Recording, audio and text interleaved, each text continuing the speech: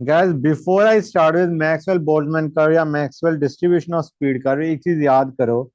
मैंने तुम्हें एक चीज बताई थी, note P equal to 1/3 rho CRMS²। हाँ है ना बच्चों? याद है नहीं याद है गाइस? रो क्या होता था? डेंसिटी।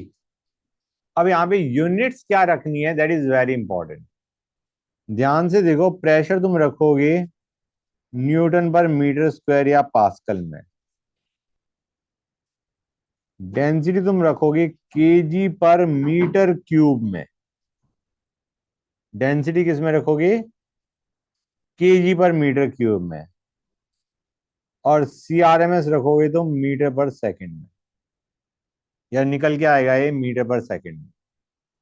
समझे या नहीं समझे guys? Clear to everybody? Units are important, specially density की units are very important. Kg per metre cube. Clear है? गुड। ये चीज मैं बताना भूल गया था, अब बता दिया।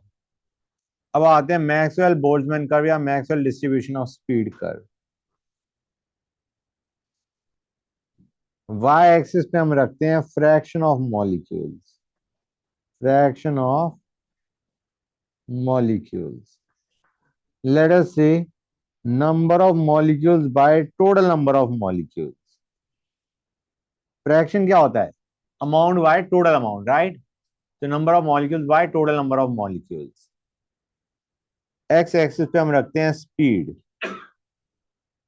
और कर्व जाता है कुछ ऐसा। ये एक पर्टिकुलर टेम्परेचर T1 पे है। ये एक पर्टिकुलर टेम्परेचर T1 पे है। ये बता क्या रहा है? जीरो स्पीड कितने मॉलिक्यूल्स की है? जीरो स्पीड कितने फ्रैक्शन ऑफ मॉलिक्यूल्स की है? जीरो। बहुत हाई स्पीड भी कितने फ्रैक्शन ऑफ मॉलिक्यूल्स की है? बहुत कम। बहुत हाई स्पीड बहुत कम फ्रैक्शन ऑफ मॉलिक्यूल्स की है। बहुत लो स्पीड या बहुत हाई स्पीड बहुत कम फ्रैक्शन ऑफ मॉलिक्यूल्स की है। ये क्या है बच्चों? This is the speed possessed by maximum fraction of molecules. हाँ या ना? This is the speed possessed by maximum fraction of molecules. तो इसको मैं सी मोस्ट प्रोबेबल लिख दूं। मोस्ट प्रोबेबल स्पीड की डेफिनेशन यही तो दी थी, speed possessed by maximum fraction of molecules. अगर ये सी एम पी है, तो average speed most probable speed से ज्यादा होती है नहीं होती है?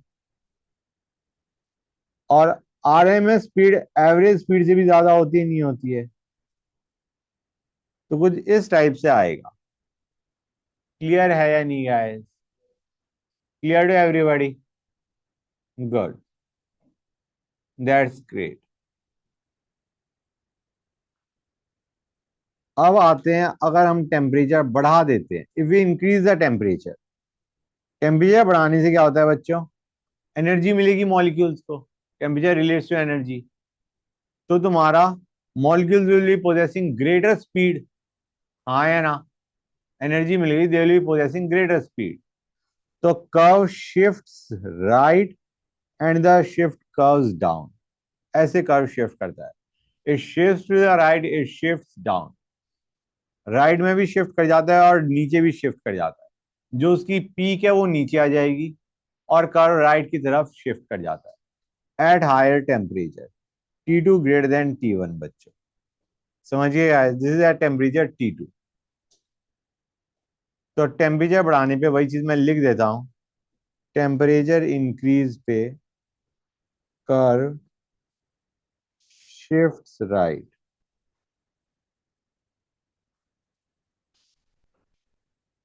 And the curve peak goes down.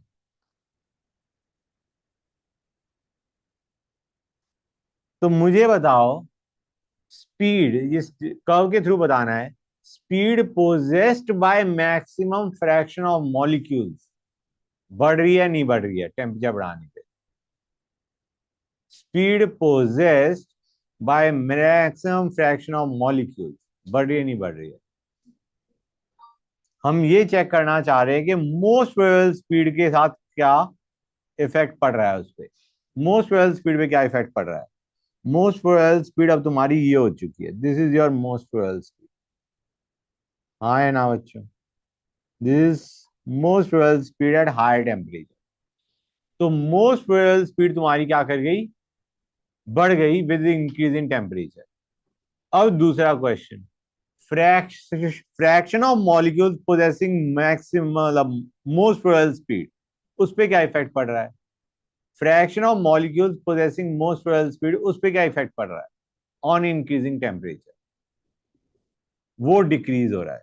The fraction of molecules possessing most probable speed, that is decrease.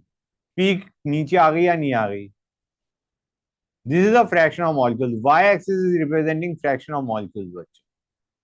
The fraction of molecules possessing most probable speed has actually decreased। Clear है बच्चों? समझ आया नहीं आया? That's good.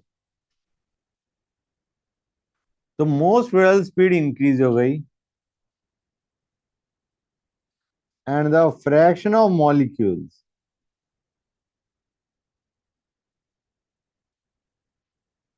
possessing most probable speed decreases। Clear हो गया बच्चों? Good. अब एक और चीज गाइस, यहां पे एरिया अंडर द कर्व क्या बता रहा है?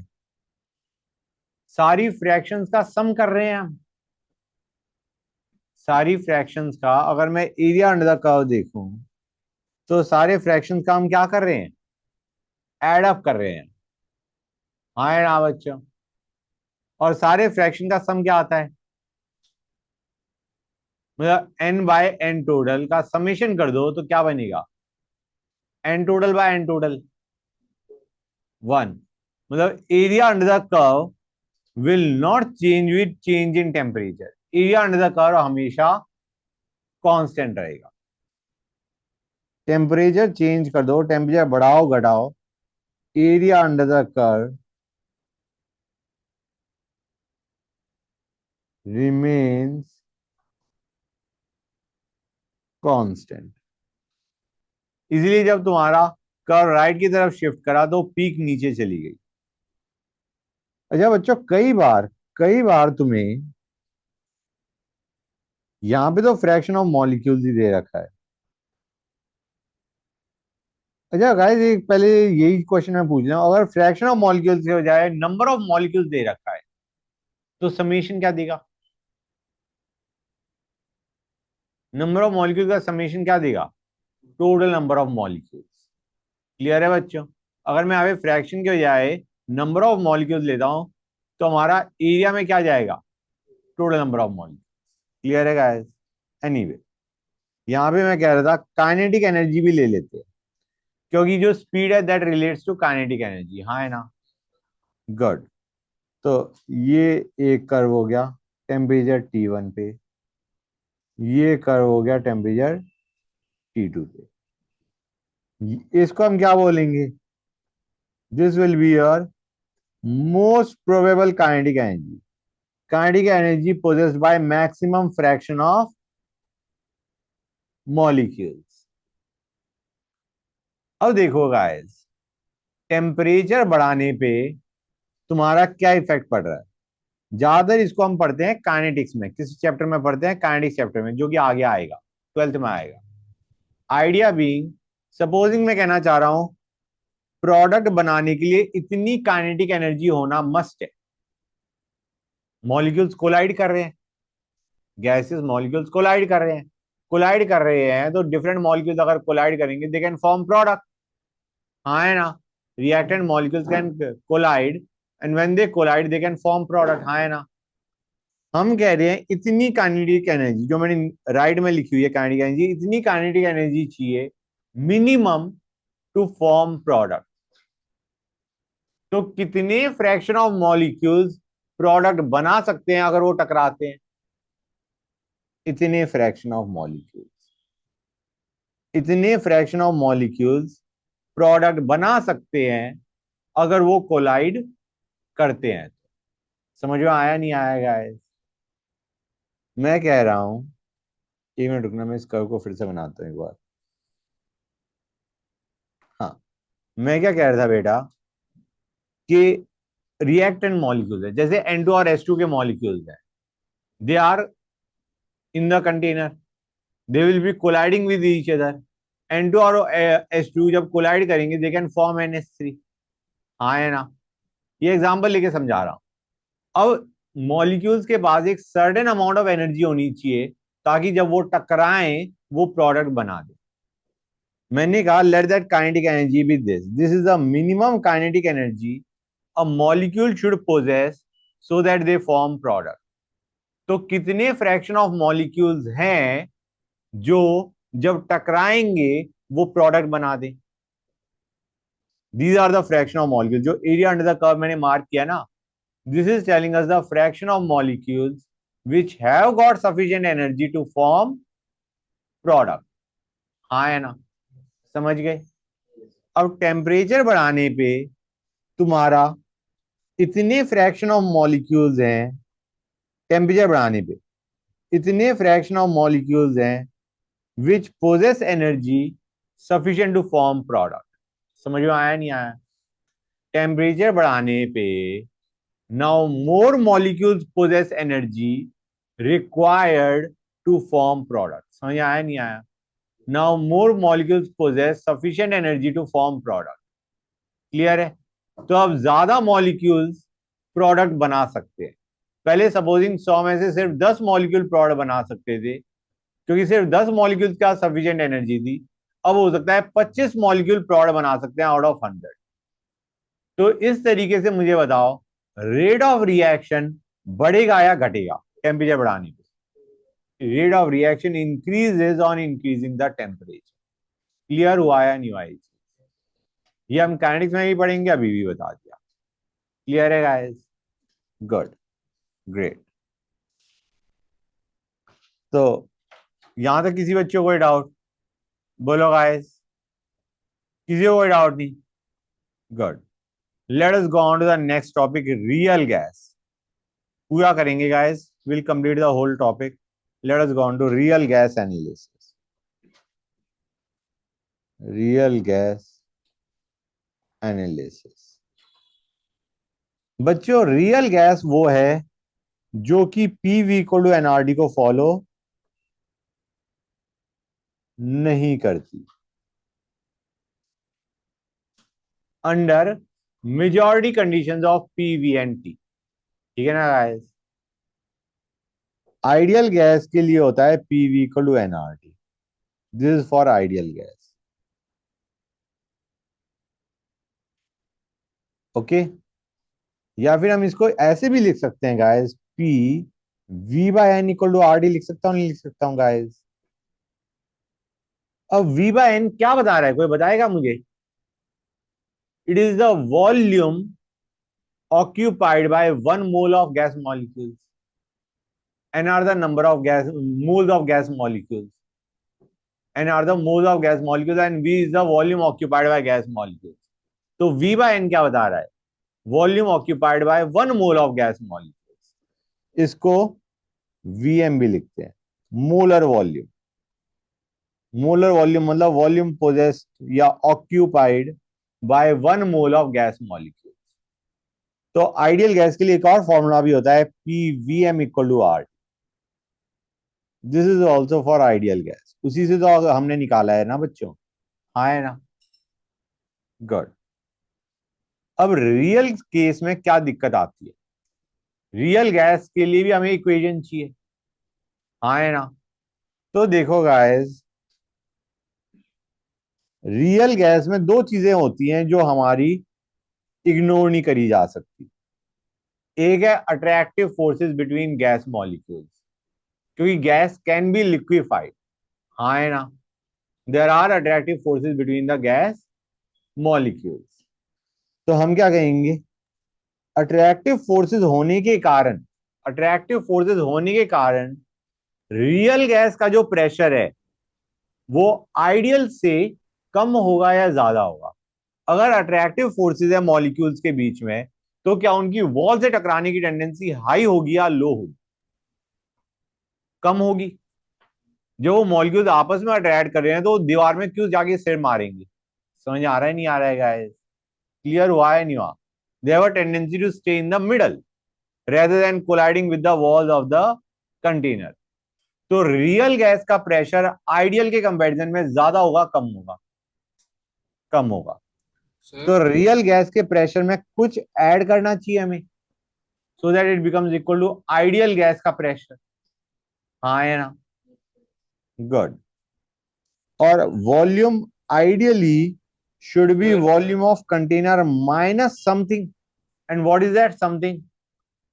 That something is the volume occupied by the gas molecules. मैंने तुम्हें बताया था। दूसरी चीज क्या होती है, हमारा पीवी को एनआरडी में we should take V as the volume available for the gas molecules to move. V should be volume of container minus the volume of the gas molecules. ये होना चाहिए वॉल्यूम एक्चुअली। हाँ है ना? लेकिन ideal gas के लिए हम क्या मान के चलते हैं, volume occupied by gas molecules is negligible. तो हमारा volume available for gas molecules to move volume of container ही बन जाता है। लेकिन रियल गैस के लिए हम ऐसा अप्रोक्सीमेशन नहीं कर सकते।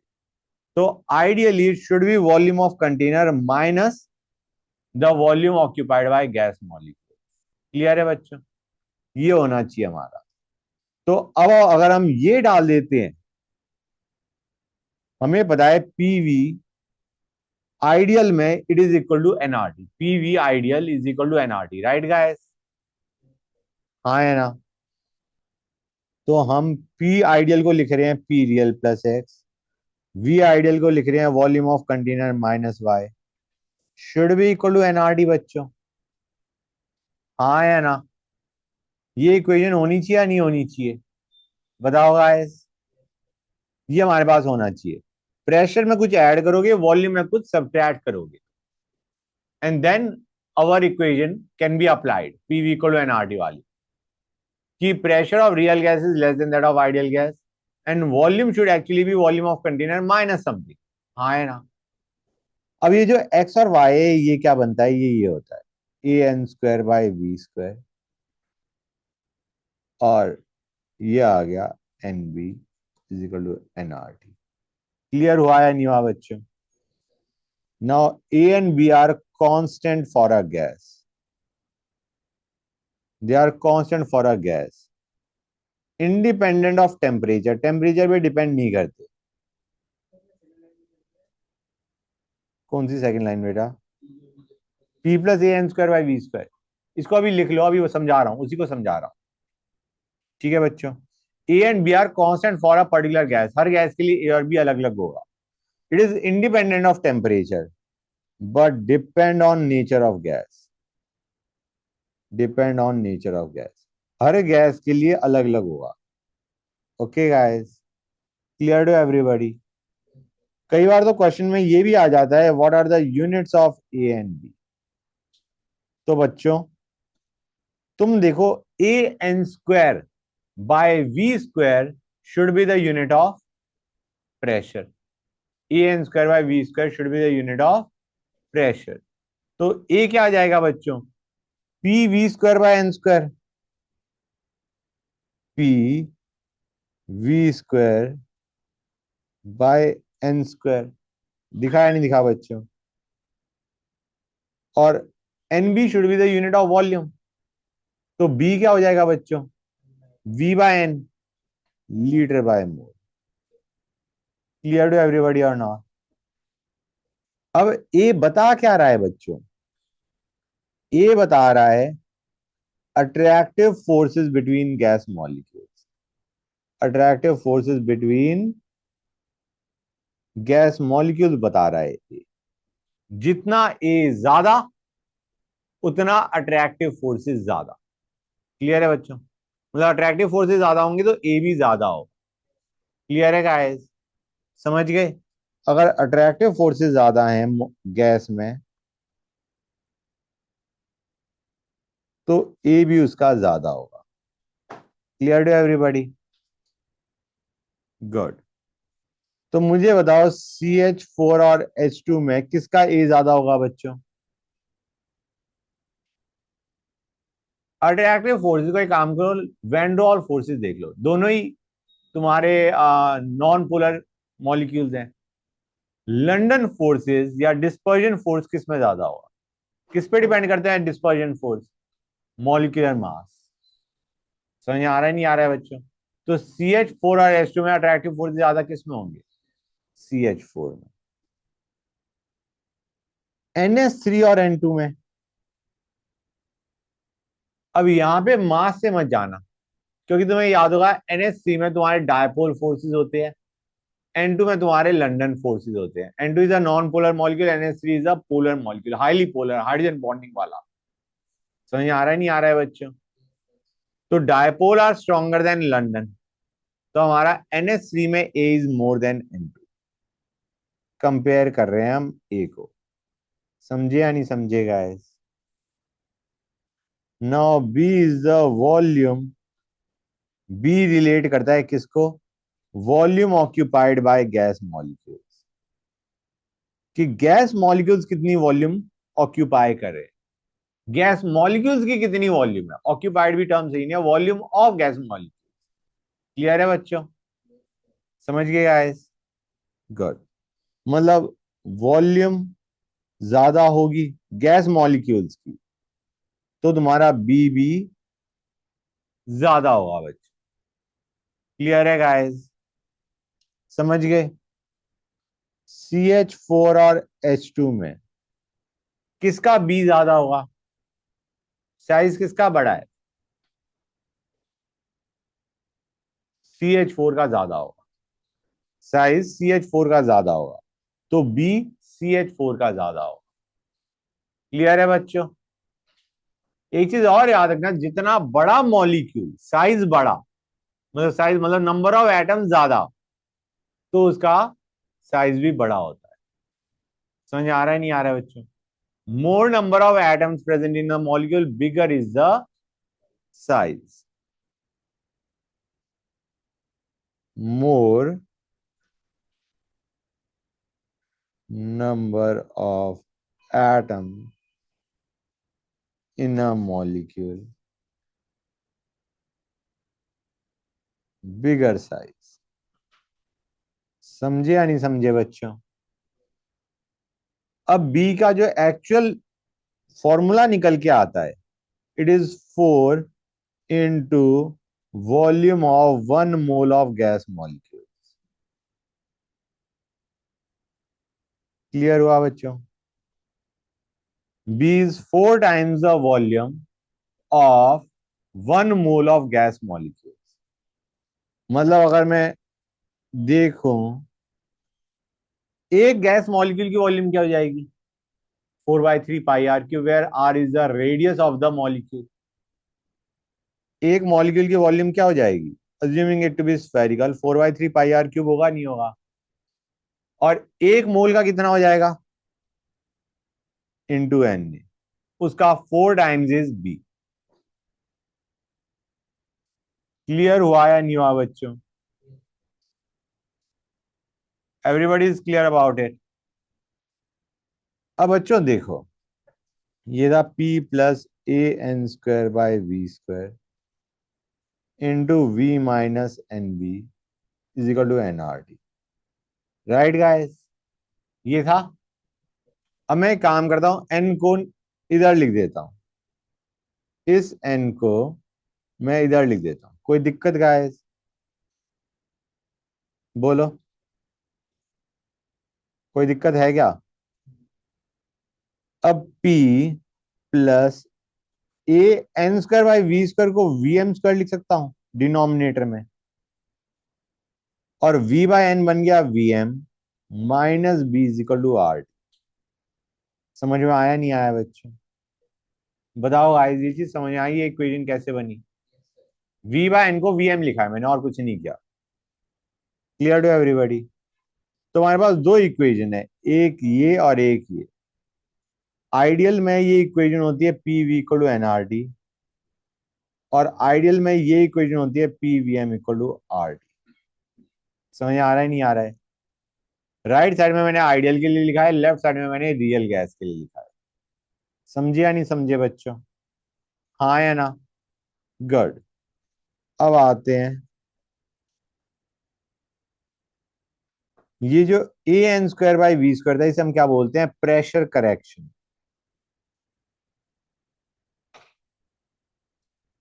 इसे क्या बोलते हैं? Pressure correction. और वॉल्यूम करेक्शन क्या होता है बच्चों? Volume correction is NB. It is also known as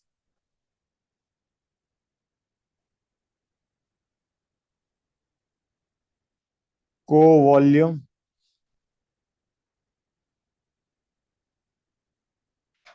या एक्सक्लूडेड वॉल्यूम।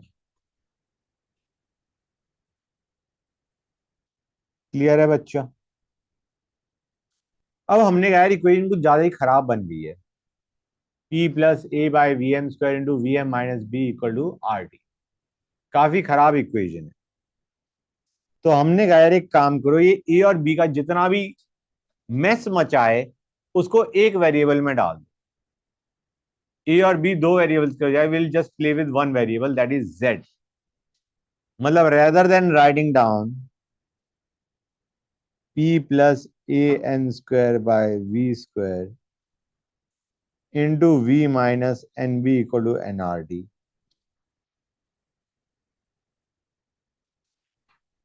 इसकी जगह हम ये भी बोल सकते हैं PV equal to ZNRT। Okay बच्चों? रियल गैस के लिए जेड ने ए और बी का जो भी कचरा था वो सारा जेड में आ गया। समझ आ रहा है नहीं आ रहा है बच्चों? एक और चीज, इसकी जगह क्या बन जाएगा? इसकी जगह बन जाएगा PVM इक्वल टू ZRT। समझ में आया नहीं आया बच्चों? क्लियर है यहां तक? और इस Z को बोलते हैं हम compressibility factor. Z is known as compressibility factor.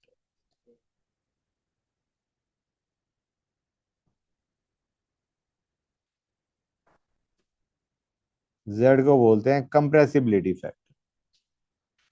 तो गाइस आइडियल गैस के लिए Z क्या होगा? भाई आइडियल गैस में तो PVM इक्वल टू RD होता है, मतलब Z is 1। Z is 1 for ideal gas at all conditions of PV and T, at all conditions of PV and T। मतलब आइडियल गैस के लिए Z हमेशा 1 होगा। समझे या नहीं समझे गाइस? क्लियर हो गई ये चीज? That's good. तो अगर कई बार पूछते हैं Z 1 है तो क्या गैस लिक्विफाई हो सकती है? नहीं। ठीक है ना बच्चों? गुड। अब अज्यूम कर रहा हूं मैं फॉर द टाइम बीइंग, देखो कोई ऐसे कहता है रियल गैस Z = 1 पे क्या लिक्विफाई हो सकती है? हम कहेंगे Z = 1 का मतलब it is behaving like ideal gas. Ideal gas की तरह बिहेव कर रहा है, तो नहीं हो सकता। ठीक है ना बच्चों? हमें मतलब ये ऐसे क्वेश्चन बना सकते हैं वो अपनी तरफ से कि इट इज बिहेविंग, कि real gas is behaving like ideal gas एक तरीके से under certain set of condition. तो उन कंडीशंस में it can not be liquefied. Clear है गाइस? गुड। अज्यूम कर रहा हूं मैं,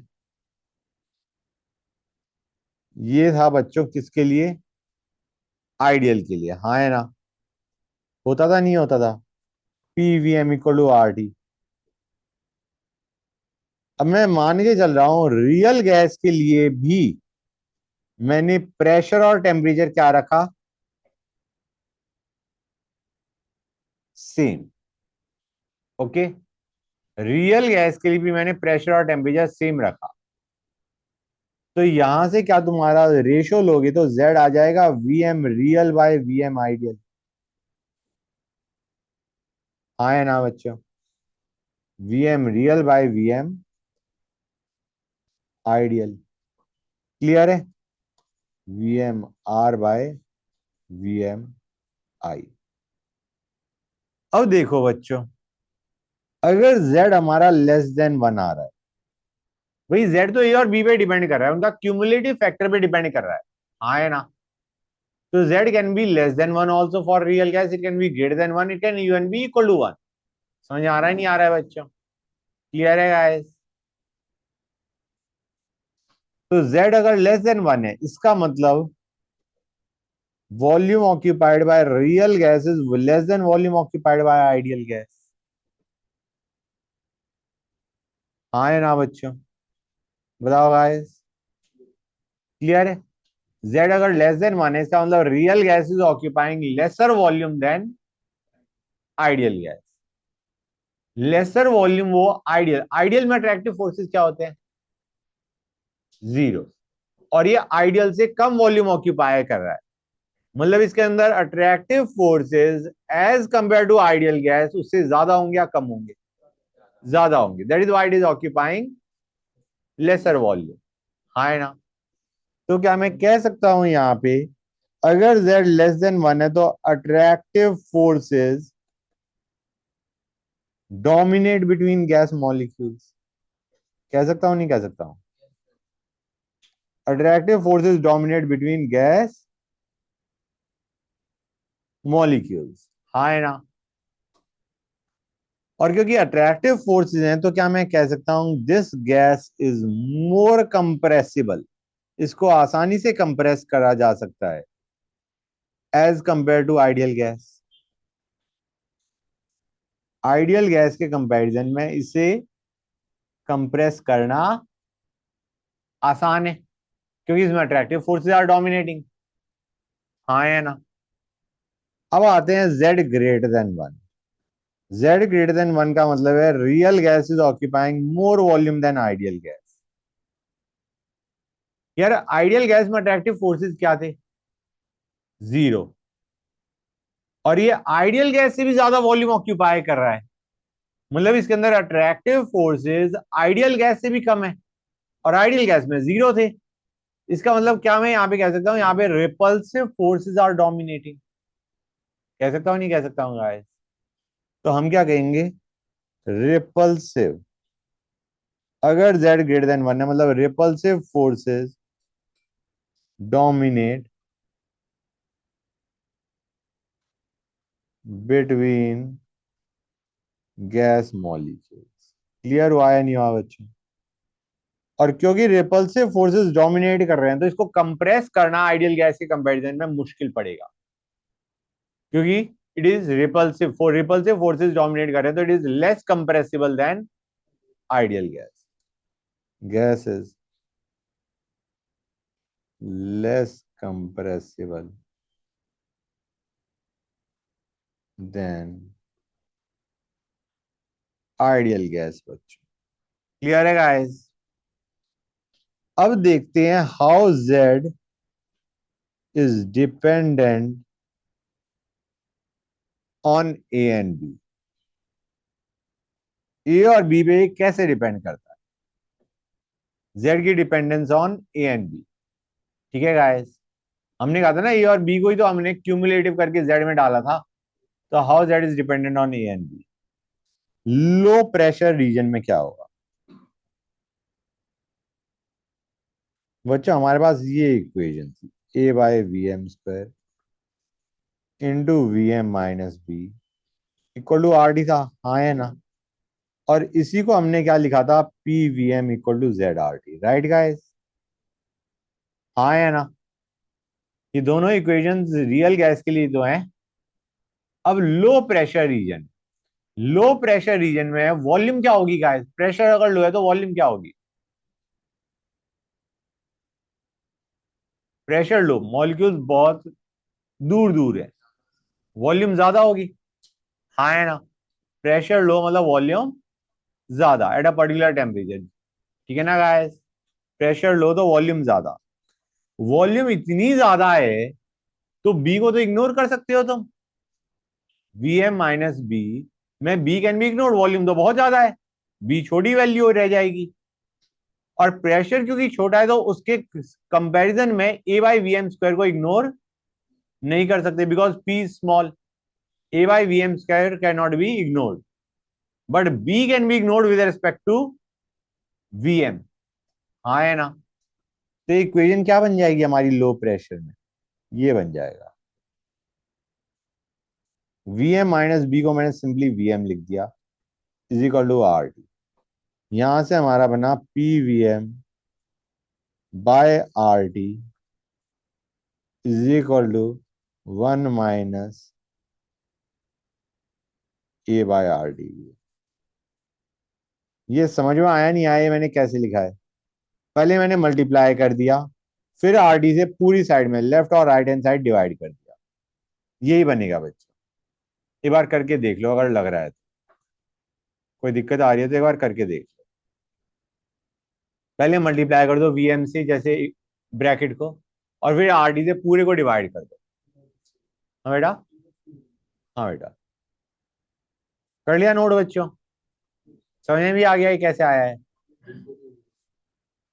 बेटा? क्योंकि वॉल्यूम बहुत ज्यादा है, वॉल्यूम बहुत ज्यादा है तो वॉल्यूम के कंपैरिजन में अगर बी मतलब इनसिग्निफिकेंट रह जाएगा, volume is large, low pressure मतलब वॉल्यूम हाई। क्लियर है बच्चों? और P V M by R T क्या होता है? जेड। तो यहां पे जो जेड आता है वो क्या आता है बच्चों? Z is 1 - A/RT। That is how Z is dependent on A and B for low pressure region. Low pressure region में it is dependent only on A guys. समझे या नहीं समझे बच्चों? अच्छा गाइस, तो एक चीज हम और भी कंक्लूड कर सकते हैं, एट लो प्रेशर जेड हमारा क्या आ रहा है, तुम्हें दिख रहा है? लेस देन 1 आ रहा है, नहीं आ रहा है? At low pressure region Z is less than 1, 1 - A/RT मतलब less than 1। Z less than 1 मतलब लो प्रेशर रीजन में attractive forces are dominating and gas is more compressible than, that real gas is more compressible than ideal gas। Clear हुआ है नहीं हुआ बच्चों? Clear to everybody? That's good. अब आते हैं हाई प्रेशर रीजन।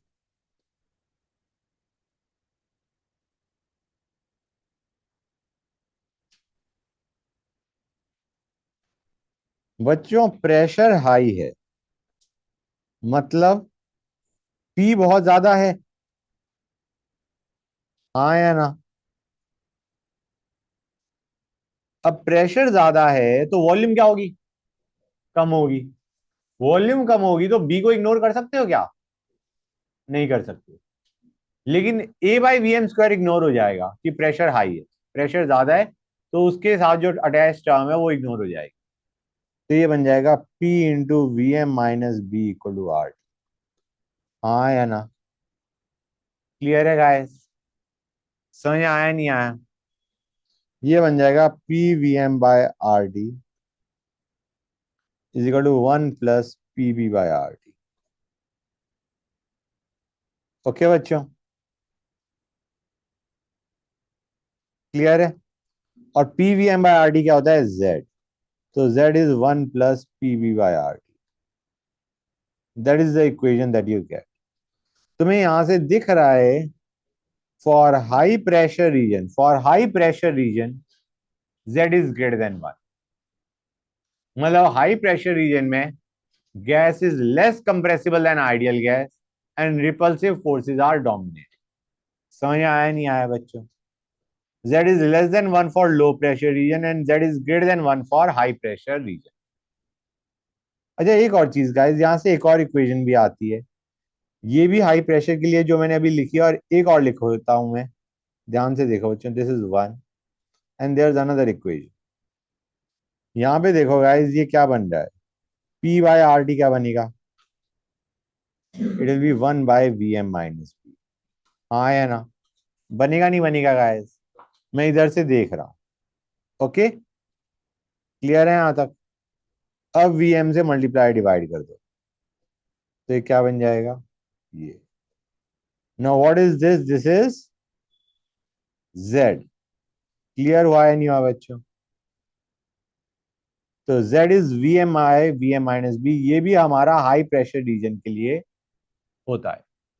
इन दोनों में कुछ भी ले सकते हो, दोनों ही इंडिकेट कर रहे हैं that the pressure is high. Clear है यहां तक? गुड। अब आते हैं इंटरमीडिएट प्रेशर। इंटरमीडिएट प्रेशर, उसमें तुम ना ए को इग्नोर कर सकते ना बी को इग्नोर कर सकते।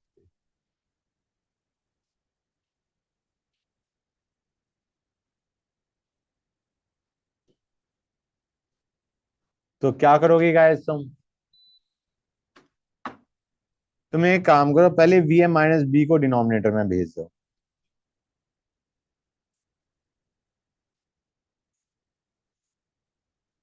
ठीक है बच्चों, ये बन जाएगा। और फिर वीएम से मल्टीप्लाई भी कर दो, तो ये बन जाएगा VM by VM minus B, और आर डी को डिनोमिनेटर में भेज दो। ये कर दिया मैंने। क्लियर है गाइस? कोई डाउट किसी बच्चे को? गुड। यहां से हमारा क्या बन जाएगा? ब्रैकेट खोल दो, P V M by R T Z, Z will be equal to V M by V M minus B minus A by R D V M. This is the general expression. क्या इससे ऊपर वाले दोनों expression derive हो जाएंगे? Check करते हैं। Low pressure पे क्या होता है बच्चों? वॉल्यूम बहुत ज्यादा होती है। मतलब वीएम माइनस बी को हम क्या लिख सकते हैं? लो प्रेशर रीजन पे वीएम माइनस बी को हम वीएम लिख सकते हैं। तो ये क्या बन जाएगा बच्चों in that case? One. One minus A by R D V M आ गया। हाई प्रेशर रीजन में क्या होता है बच्चों? हाई प्रेशर रीजन में क्या हो जाएगा बच्चों? हम कहेंगे हाई प्रेशर रीजन के अंदर, हाई प्रेशर पे volume will be very less. हाँ है ना? वॉल्यूम बहुत कम है, तो तुम्हारा क्या हो जाएगा? नहीं, हाई प्रेशर बोला है ना मैंने। One second. High pressure region में, just one second guys. High pressure region, volume कम। One second guys, one minus A by R D, just one second guys. यहां तो समझ गए हो? लो प्रेशर रीजन में वॉल्यूम बहुत ज्यादा है, तो हमने क्या कर दिया बच्चों? इसको वन कर दिया। हाँ है ना? V M by V M minus B को वन कर दिया, तो one minus A by R D V M आ गया। और हाई प्रेशर रीजन में क्या हो जाएगा बच्चों? हाई प्रेशर रीजन के अंदर हम ये कह सकते हैं कि वॉल्यूम विल बी, इवन रुक जाओ। हाँ बेटा, नहीं नहीं, इवन रुक जाओ, just just just give me one second, just give me one second, even रुक जाओ। बच्चों ऐसे देखो गाइस, इसको ऐसे समझो, think of it like this, कि लो प्रेशर रीजन पे, वन सेकंड गाइस, लो प्रेशर रीजन पे, लो प्रेशर का मतलब वॉल्यूम बहुत ज्यादा है।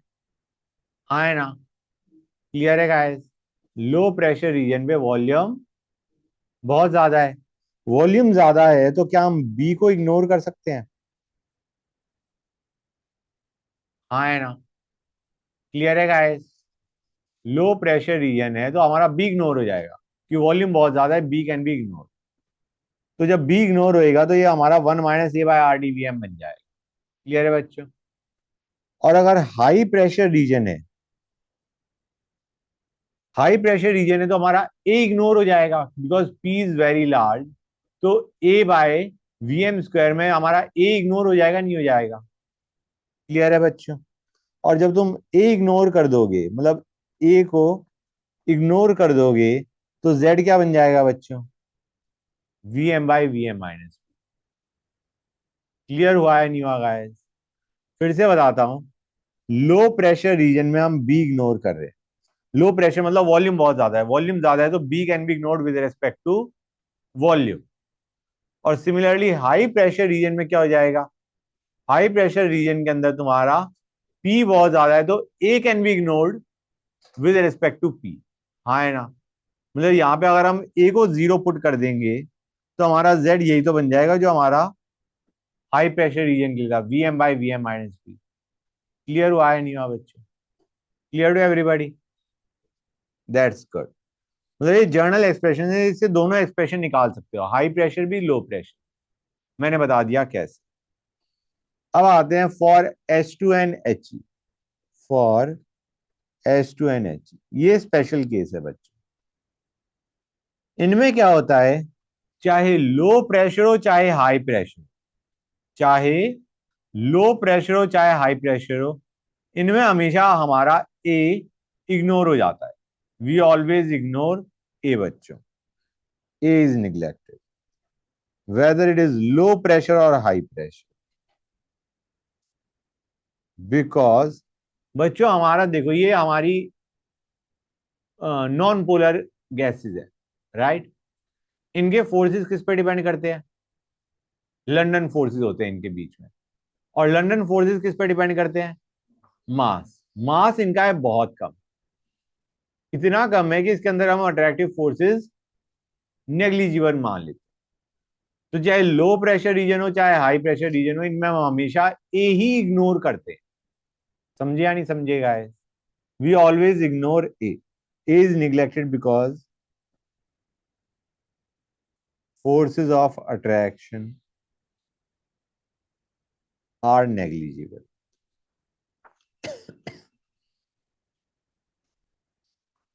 Forces of attraction are negligible. तो हमने ए टेंडिंग टू जीरो कर दिया। अब अगर हमेशा ए टेंडिंग टू जीरो है तो हमारा इस इक्वेशन में क्या बन जाएगा गाइस? ये हमेशा z equal to one plus P V by R T नहीं बनेगा बच्चों? बताओ। ए इग्नोर हो रहा है, चाहे लो प्रेशर हो हाई प्रेशर, तो हमारा यहाँ पे z हमेशा one plus P V by R T ही आएगा। समझे या नहीं समझेगा? Clear to everybody? That's good. अब एक काम करते हैं, लेट अस, हाँ बेटा, now study the curve of z versus p। p पे, p से z कैसे डिपेंड कर रहा होता है p पे। नोट कर लिया बेटा? कर लिया? Okay. z versus p, z versus p। Hold on a second बच्चों, मैं इसे थोड़ा नीचे बनाता हूं।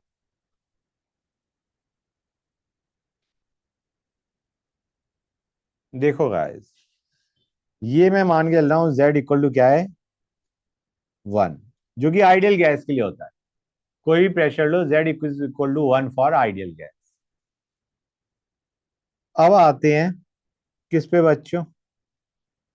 हमारा लो प्रेशर पे था one minus A by R T V है। गाइस लो प्रेशर रीजन में जब तुम प्रेशर बढ़ा रहे हो, लो प्रेशर रीजन में जब तुम प्रेशर बढ़ा रहे हो, ठीक है ना गाइस, वेरी लो से लो की तरफ जा रहे हो, प्रेशर बढ़ेगा, वॉल्यूम पे क्या इफेक्ट पड़ेगा? वॉल्यूम कम होगी। वॉल्यूम कम होगी तो तुम्हारा ये क्या होगा? बढ़ेगा। ये बढ़ेगा मतलब z की वैल्यू वन से और कम हो जाएगी। हाँ है ना बच्चों? जैसे जैसे तुम्हारा प्रेशर बढ़ाओगे लो प्रेशर रीजन में, तुम्हारा वॉल्यूम कम होगा। वॉल्यूम कम होगा तो तुम्हारा ये A by R D V M term बढ़ेगी। मतलब तुम्हारा वन में जो डिप है, वन से जो डिप है वो डिप बढ़ता जाएगा। क्लियर है गाइस? तो ये जाता है यहाँ पे। ऐसे कैसे आता है बच्चों, ऐसे। क्लियर है यहां तक? नीचे आ रहा है ना, वन से डिप आता जा रहा है। I am assuming this is the low pressure region. I am assuming this is the, ये low pressure region. High pressure region को देखो आप, ये इंटरमीडिएट प्रेशर मान लिया मैंने। ये क्या मान लिया, इंटरमीडिएट प्रेशर, बीच वाला। हाई प्रेशर रीजन में क्या होता है, Z इज 1 + PB/R। P के रेस्पेक्ट में do you realise it is a straight line. ये आया y = 1 + x, और जो हमारा B/R है दैट इज द स्लोप बच्चों। y is z and p is x। समझ में आया नहीं आया? क्लियर है यहां तक? मतलब slope is B/R and y intercept is 1। समझ में आ रहा है नहीं आ रहा है बच्चों? This is y intercept.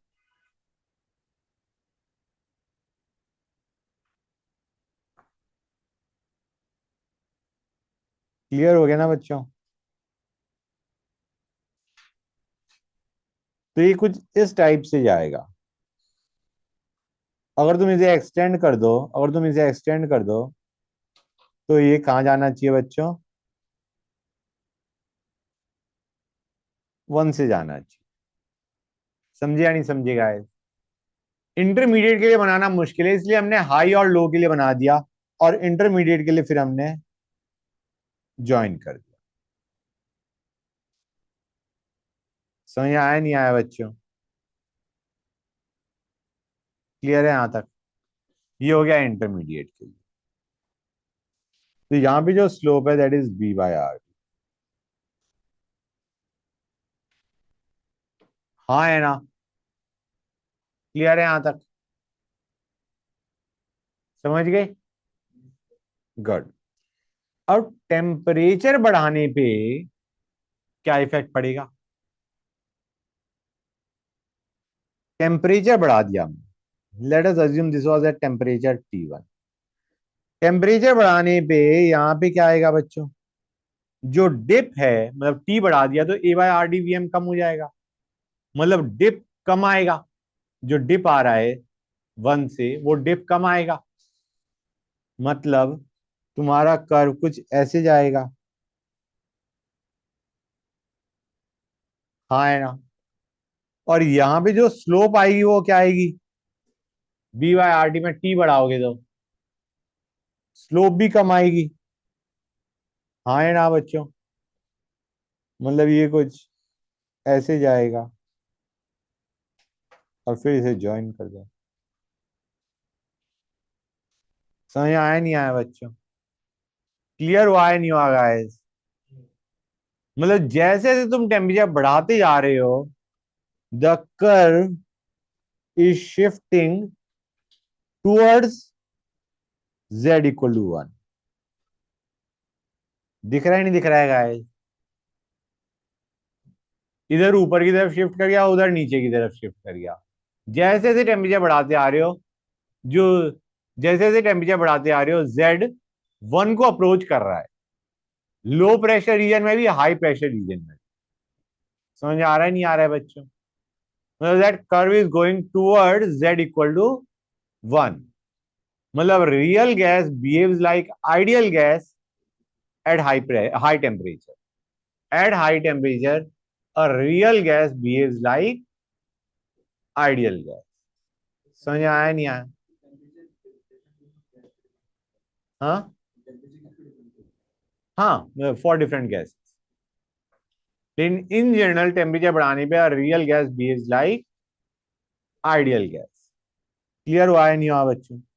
कि कर तुम्हारा Z = 1 की तरफ शिफ्ट हो गया, डिप कम आया, और जो इंक्रीज था हाई प्रेशर रीजन में वो इंक्रीज भी कम आया। क्लियर है बच्चों? गुड। क्लियर टू एवरीबॉडी ना? ये जो T है, T1 T2 मान लो, T2 is greater than T1। अब H2 और He के लिए क्या है बच्चों,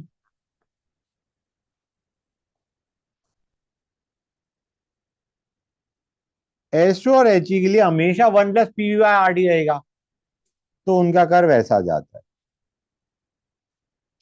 ये He का जाता है, ये H2 का जाता है। समझ में आया नहीं आया बच्चों? स्लोप को किससे रिलेट करोगे? B/RT है, जिसका B ज्यादा उसकी स्लोप ज्यादा। B/RT is slope. और B किस पे डिपेंड कर रहा होता है? वॉल्यूम पे। Number of atoms in a molecule किस में ज्यादा है? H2 में, उसकी स्लोप ज्यादा है। समझ गए गाइस? गुड। अब कोई अगर हमसे पूछता है what is the Y intercept for Z versus P curve, वो कर्व P टेंडिंग टू 0 पे Z is tending to what? Question में ये पूछा गया है, P टेंडिंग टू 0 पे Z is tending to what? बताओ बच्चों। पहली चीज, P टेंडिंग टू 0 का मतलब है वेरी लो प्रेशर रीजन। समझ आ रहा है नहीं आ रहा है बच्चों? जब P टेंडिंग टू 0 है मतलब लो प्रेशर रीजन के अंदर P टेंडिंग टू 0 कर दिया, मतलब 1 - A/RT फॉर्मूला लगाएंगे। और वेरी लो प्रेशर का मतलब, या प्रेशर टेंडिंग टू 0 का मतलब वॉल्यूम टेंडिंग टू इनफाइनिटी। हाँ है ना? और वॉल्यूम टेंडिंग टू इन्फिनिटी है, तो ये क्या बन जाएगा बच्चों? 0। मतलब Z tends to 1 as P tends to 0। Z tends to 1 as P tends to 0। Clear हुआ है नहीं हुआ बच्चों? कोई ये भी पूछ सकता था PVM tends to what when P tends to 0? P tends to 0 पे मैं लिख देता हूं, P टेंड्स टू 0 पे PVM टेंड्स टू व्हाट? अभी मैंने बताया था P टेंड्स टू 0 पे Z टेंड्स टू 1। आए ना?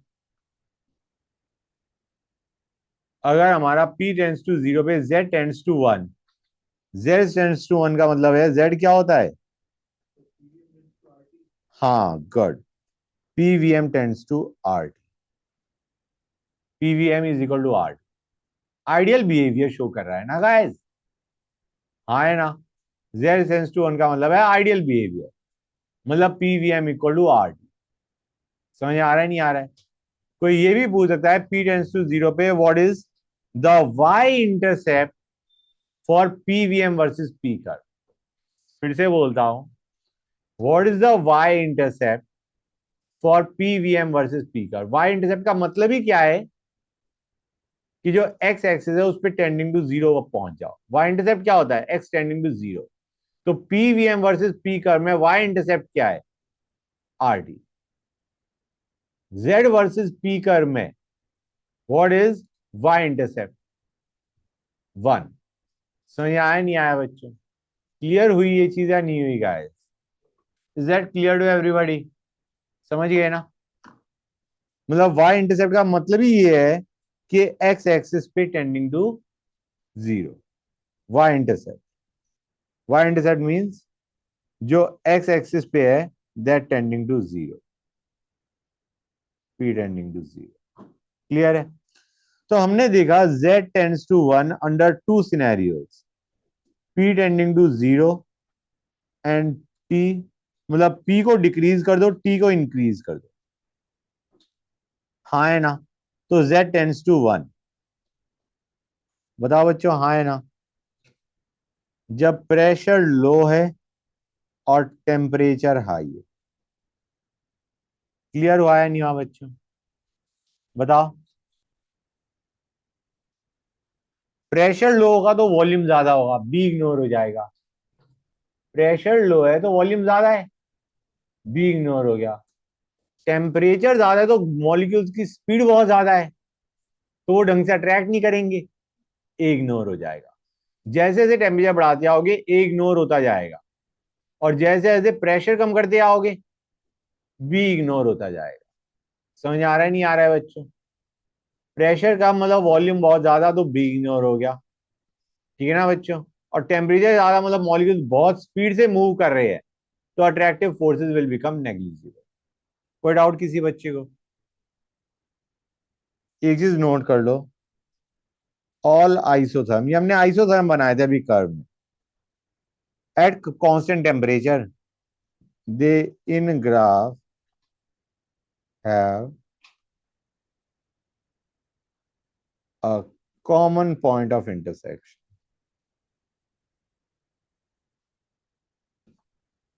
ओके,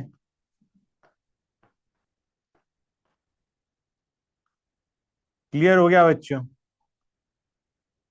ये कॉमन पॉइंट ऑफ इंटरसेक्शन में इसकी बात कर रहा हूं, I am talking about this point, I am talking about this point. समझे या नहीं समझे guys? This is a common point of intersection. आगे चलें, समझ गए यहां तक? कोई डाउट किसी बच्चे को? बोलो गाइस। गुड। अब आते हैं critical phenomenon.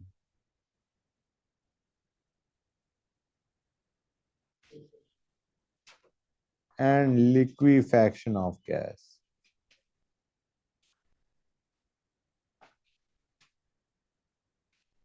For liquefaction of gas, gas को लिक्विफाई करना है, तो एक तरीके हम आइडियल बिहेवियर से बहुत ज्यादा डेविएट कर चुके हैं। आइडियल पे तो लिक्विफैक्शन होता ही नहीं है, आइडियल का ऑपोजिट जा रहे हैं। आइडियल बिहेवियर कब शो होता है? Low pressure high temperature. तो लिक्विफैक्शन के लिए हमें चाहिए high pressure low temperature. Liquefaction के लिए हम प्रेशर हाई करेंगे, टेम्परेचर लो करेंगे, और एक और कंडीशन है, temperature should be less than critical temperature, TC, critical temperature. Temperature should be less than critical temperature. Okay, अगर क्रिटिकल टेम्परेचर से टेम्परेचर ज्यादा होगा तो तुम प्रेशर कितना ही लगा लो, गैस लिक्विफाई नहीं होगी। एक टेम्परेचर होता है क्रिटिकल टेम्परेचर, अगर उससे ज्यादा टेम्परेचर तुम बढ़ा देते हो तो तुम कितना ही प्रेशर बढ़ा लो, gas can not be liquefied. ठीक है, समझ गए बच्चों? गुड। अब हाउ डू वी जस्टिफाई कि हाई प्रेशर लो टेम्परेचर पे तुम्हारी गैस लिक्विफाई हो जाती है? हाई प्रेशर पे मॉलिक्यूल्स कम क्लोज,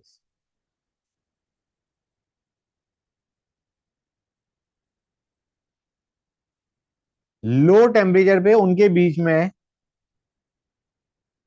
उनकी जो स्पीड है वो क्या हो जाएगी, या काइनेटिक एनर्जी है वो क्या हो जाएगी, कम हो जाएगी। तो attractive forces will start working, attractive forces will start working बच्चों। समझ में आया नहीं आया? हाई प्रेशर तो मॉलिक्यूल्स पास आ गए, टेम्परेचर लो हो गया तो क्या हो जाएगा बच्चों, तुम्हारी काइनेटिक एनर्जी कम हो जाएगी, टेम्परेचर लो करने पे काइनेटिक एनर्जी कम हो जाएगी, जिसकी वजह से attractive forces will start working between the gas molecule and hence the gas will liquefy. समझ में आया नहीं आया? Clear to everybody? That's good. अब आते हैं critical temperature.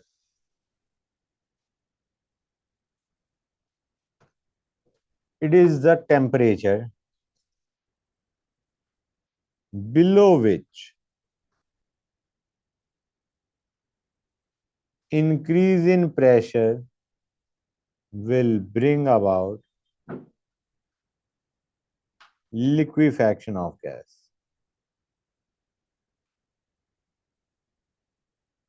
It will bring about liquefaction of gas. And above which, इस temperature के above, no liquefaction is observed.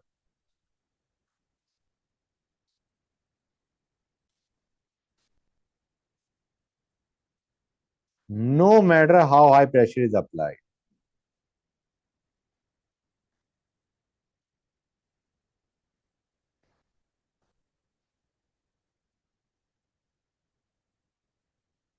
Clear है बच्चों? एक और चीज, अगर अट्रैक्टिव फोर्सेस हाई हैं गैस मॉलिक्यूल्स के बीच में। तो टीसी क्या होगा, हाई या लो? अब समझो गाइस, बिफोर यू आंसर सुनो। क्रिटिकल टेम्परेचर वो है जहां पे हमने टेम्परेचर बढ़ा बढ़ा के अट्रैक्टिव फोर्सेस को क्या कर दिया, जीरो, क्योंकि उस पर तो लिक्विफाई हो ही नहीं रहा। मतलब critical temperature is a temperature जहां पे हमने अट्रैक्टिव फोर्सेस को क्या कर दिया, zero by increasing the temperature. Clear है? Critical temperature is a temperature at which attractive forces become zero. अब अट्रैक्टिव फोर्सेस हाई है, तो उनको जीरो करने के लिए टेम्परेचर भी तो हाई चाहिएगा, हाँ है ना? तो जितने ज्यादा अट्रैक्टिव फोर्सेस उतना ज्यादा क्रिटिकल टेम्परेचर। समझे या नहीं समझे बच्चों? बोलो गाइस, हाँ है ना? मतलब ए ज्यादा तो उस गैस का क्रिटिकल टेम्परेचर भी ज्यादा। अब आते हैं क्रिटिकल प्रेशर पे बच्चों।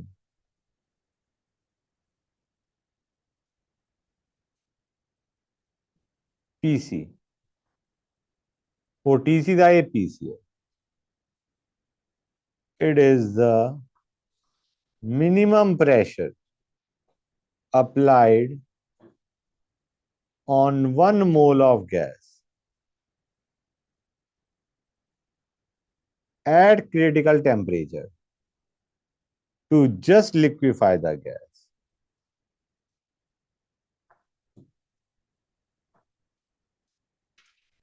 भाई critical temperature is the last temperature जिसपे तुम गैस को लिक्विफाई कर सकते हो। टीसी के ऊपर पहुंच गए तो गैस लिक्विफाई नहीं होगी। अब मैं ये कह रहा हूं, PC, it is the minimum pressure which has to be applied at critical temperature to liquefy the gas. समझ आ रहा है नहीं आ रहा है बच्चों? क्लियर हो गई ये चीज? It is a minimum pressure which has to be applied on 1 mole of gas at critical temperature to liquefy the gas. Clear है? Good. अब आते हैं molar critical volume. Critical volume, molar critical volume, molar critical volume. It is the volume occupied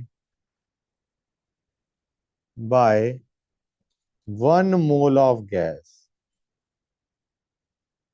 at critical conditions. Critical condition मतलब temperature TC, pressure PC. Temperature TC और pressure PC. It is the volume occupied by 1 mole of gas at critical condition. Temperature TC, pressure PC.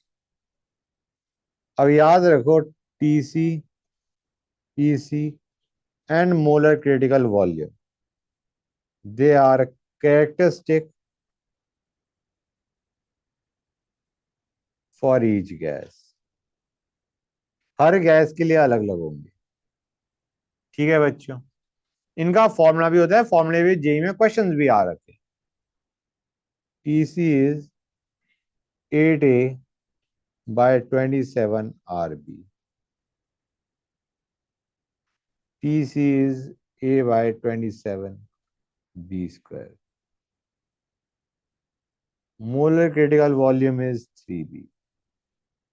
How they are dependent on A and B वो भी जरूरी है, लेकिन it is better तुम formula ही रटो, where A and B are the same van der Waals constants. They are the van der Waals equation के constants. ठीक है बच्चों? अब एट क्रिटिकल कंडीशंस, इन कंडीशंस पे जब तुम्हारा टीसी ये है, पीसी ये है एंड मोलर क्रिटिकल वॉल्यूम ये है, एट क्रिटिकल कंडीशंस तुम्हारा जेड क्या आएगा बच्चों? Z is P V M by R T. तो तीनों डाल दो, you will get Z as 3 by 8. Z is equal to 3 by 8 at critical conditions. कर लिया नोट, नहीं कर लिया? कर लो note.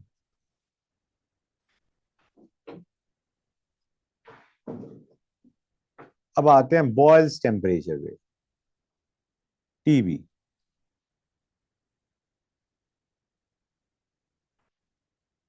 It is the temperature at which real gas behaves like ideal gas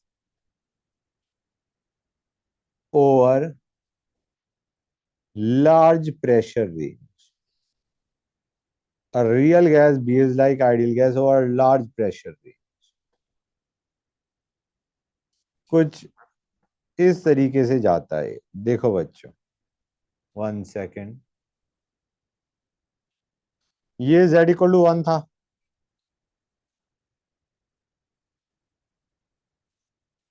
ये लो टेम्परेचर पे है, ये हाई टेम्परेचर पे है। एक टेम्परेचर पे ये ऐसे जाएगा। ओके बच्चों, क्लियर है guys? Will be going like 1 second this. Fine, दिख रहा है नहीं दिख रहा है बच्चों? टेम्परेचर बढ़ाता जा रहा हूं। तो द थर्ड कर्व जो मैंने बनाया है, दिस इज बॉयल्स टेम्परेचर। ये जो मैंने बनाया है ना, ये इसमें it is behaving like ideal gas for large pressure range. This is your TB बच्चों। क्लियर हुआ है नहीं हुआ guys?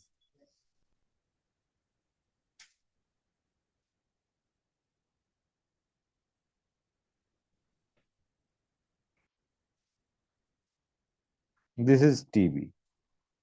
Clear to everybody? That's good. Now TB is A by RB. RB. अब do you realize TB is greater than TC? दिख रहा है नहीं दिख रहा है बच्चों? तो मुझे बताओ, क्या बॉयल्स टेम्परेचर पे गैस लिक्विफाई हो सकती है? जब वो क्रिटिकल टेम्परेचर से ज्यादा है तो it can not be liquefied. और real gas can not be liquefied at Boyle's temperature. समझ में आया नहीं आया बच्चों? एक और नोट करो, इन्वर्जन टेम्परेचर। ये इन्वर्जन टेम्परेचर होता क्या है, ये हम थर्मोडायनेमिक्स में पढ़ेंगे। अभी जस्ट फॉर्मूला बता रहा हूं मैं तुम्हें। T I, it is 2A/RB, double of Boyle's temperature.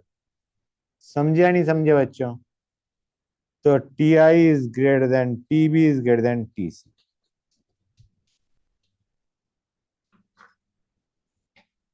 Clear to everybody और नॉट? कर लिया नोट हर एक ने? That's good. collision frequency and mean free path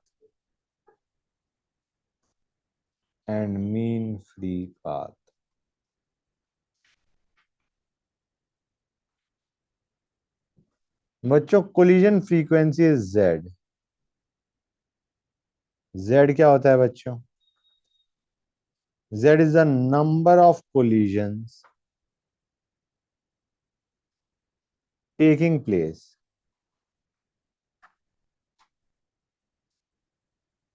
in unit time, mean free path per unit volume।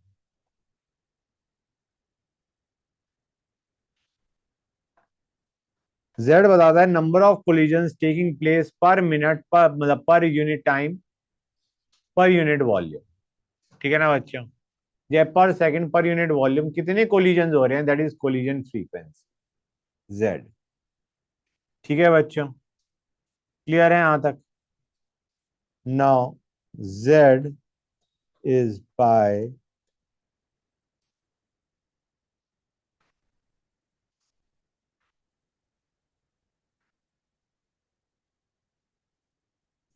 N R the number of collisions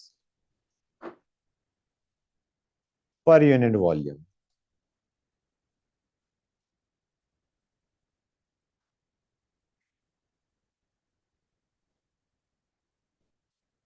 sigma is the collision diameter. It is the minimum distance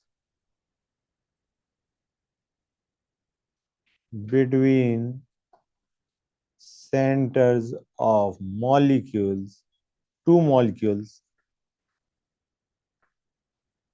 when at point of collision.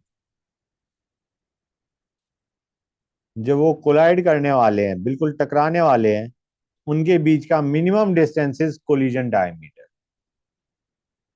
समझ आ रहा है नहीं आ रहा है? Clear है guys? Minimum distance between centres of two molecules when eight point of collision. कर लिया नोट? अब आते हैं mean free path.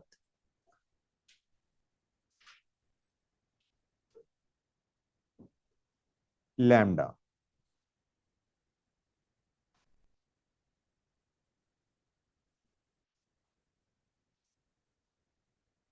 It is the average distance traveled by a molecule. Is the average distance traveled by a molecule between successive collisions. समझे बच्चों? एक collision हुआ, उसके बाद दूसरा कोलिजन हुआ. एक मॉलिक्यूल का पहले एक किसी मॉलिक्यूल से कोलिजन हुआ, फिर दूसरे मॉलिक्यूल से कोलिजन हुआ. तो उन दो कोलिजन के बीच में average distance travelled by the gas molecule is mean free path. The average distance traveled by the gas molecule between successive collisions is mean free path बच्चों. Clear है guys? Denoted by symbol lambda. अब देखो बच्चों lambda क्या होता है. Lambda is 1 by root 2 pi n sigma square.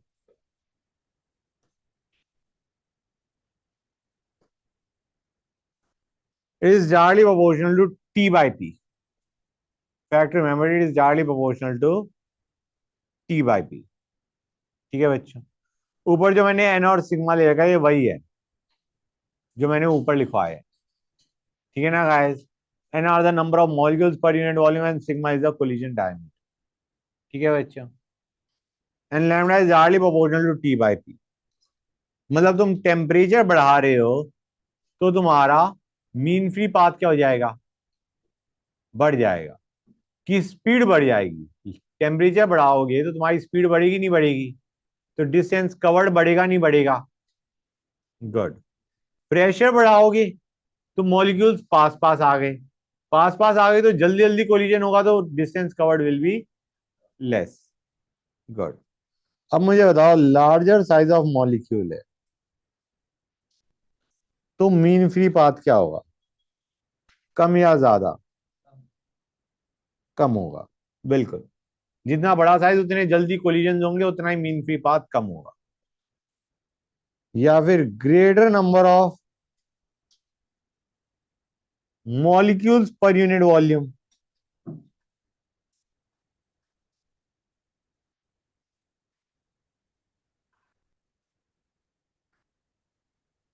तो क्या कहोगे बच्चों? तब भी लैम्डा कम होगा, मीन फ्री पाथ कम होगा कि ज्यादा कोलिजन हो रहे होंगे. समझ आ रहा है नहीं आ रहा है बच्चों? गुड. अब मैं एक क्वेश्चन दे रहा हूं तुम्हें. इफ आइसोकोरिकली, आइसोकोरिकली पता है क्या है?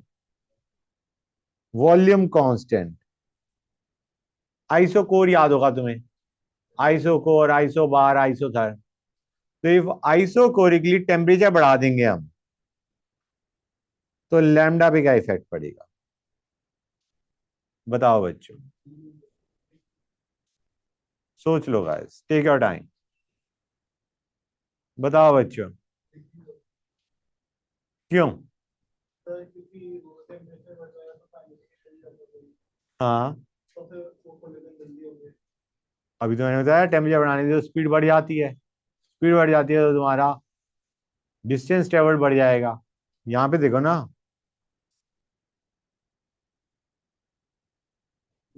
आंसर बताओ बच्चों। डू यू रियलाइज और not guys, T by P क्या है? पीवी इक्वल टू एनआरटी में है, तुम्हारा टी बाई पी क्या बनता है?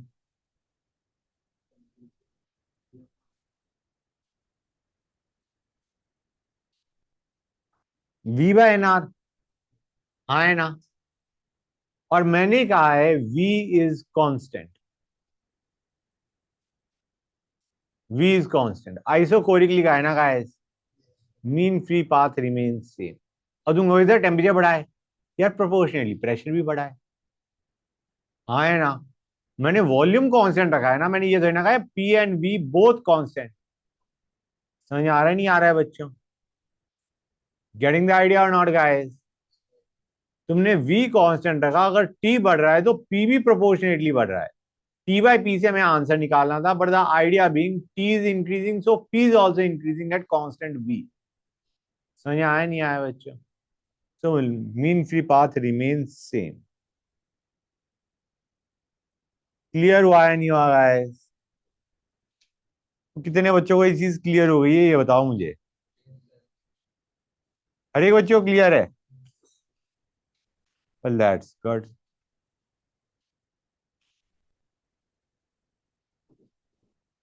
अच्छा बच्चों एक चीज और, यहाँ पे मैंने, वन सेकेंड, कहीं मैंने बी को वॉल्यूम वो लिखवाया था, हाँ है ना बच्चों? हाँ चला गया, वन सेकेंड गाइस, ऊपर होगा। दिस इज बी बच्चों। B is known as co volume या excluded volume, remember that. It is B which is co volume या एक्सक्लूडेड वॉल्यूम। ठीक है बच्चों? बी इज को वॉल्यूम या एक्सक्लूडेड वॉल्यूम। मैंने लिखा था नहीं लिखा था बच्चों ये चीज? गुड। अब एक मिनट दो बच्चों, just give me one sec. ठीक है, अब आते हैं नेक्स्ट टॉपिक,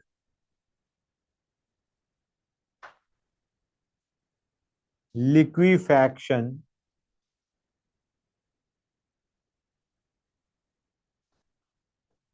ऑफ गैस का आइसोथर्म।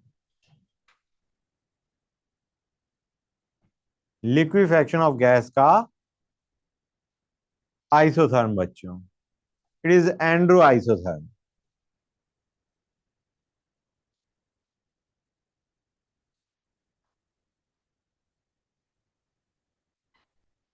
अब देखो बच्चे इसमें क्या होता है, एक तो स्पेस ज्यादा चाहिएगा,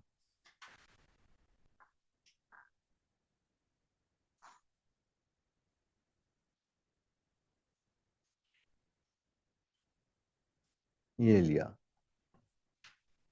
P versus V at constant temperature, P versus V at constant temperature. बच्चों देखो तुम, ये हम रियल गैस के लिए कर रहे हैं, ये हम किसके लिए कर रहे हैं बच्चों? रियल गैस के लिए। तुम मुझे बताओ, अगर मैं वॉल्यूम कम करता जाऊंगा तो प्रेशर पे क्या इफेक्ट पड़ेगा एट कांस्टेंट टेम्परेचर? अगर मैं वॉल्यूम कम करता जाऊंगा तो प्रेशर पे क्या इफेक्ट पड़ेगा? बढ़ता जाएगा, बढ़ता जा रहा है। ठीक है बच्चों?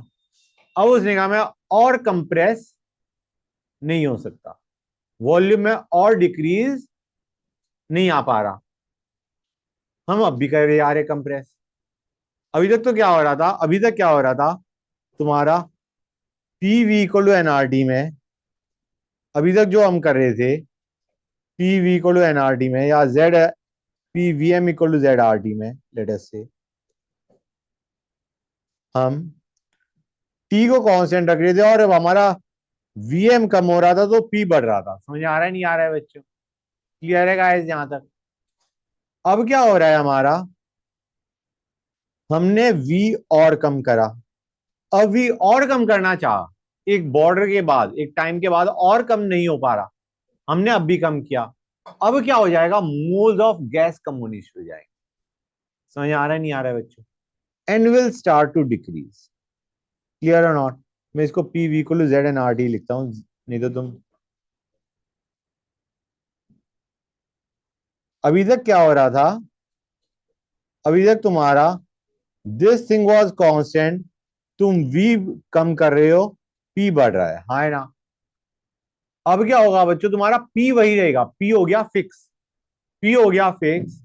और तुम्हारा जैसे जैसे तुम वॉल्यूम कम करते जा रहे हो, n कम होता जा रहा है। n क्या होता जा रहा है? That gas is starting to liquefy, moles of gas are reducing. और तुम्हारा गैस का लिक्विफेक्शन स्टार्ट हो गया एट कांस्टेंट प्रेशर। समझ आ रहा है नहीं आ रहा है बच्चों? क्लियर हुई ये चीजें नहीं हुई? अब प्रेशर वही रहा और गैस का लिक्विफेक्शन स्टार्ट हो गया। समझ आ रहा है नहीं आ रहा है बच्चों? दिस, ये जो मैंने कर्व बना रखा है, ये जो बना रखा है मैंने, this is representing liquid phase का बनना। समझ आ रहा है नहीं आ रहा है?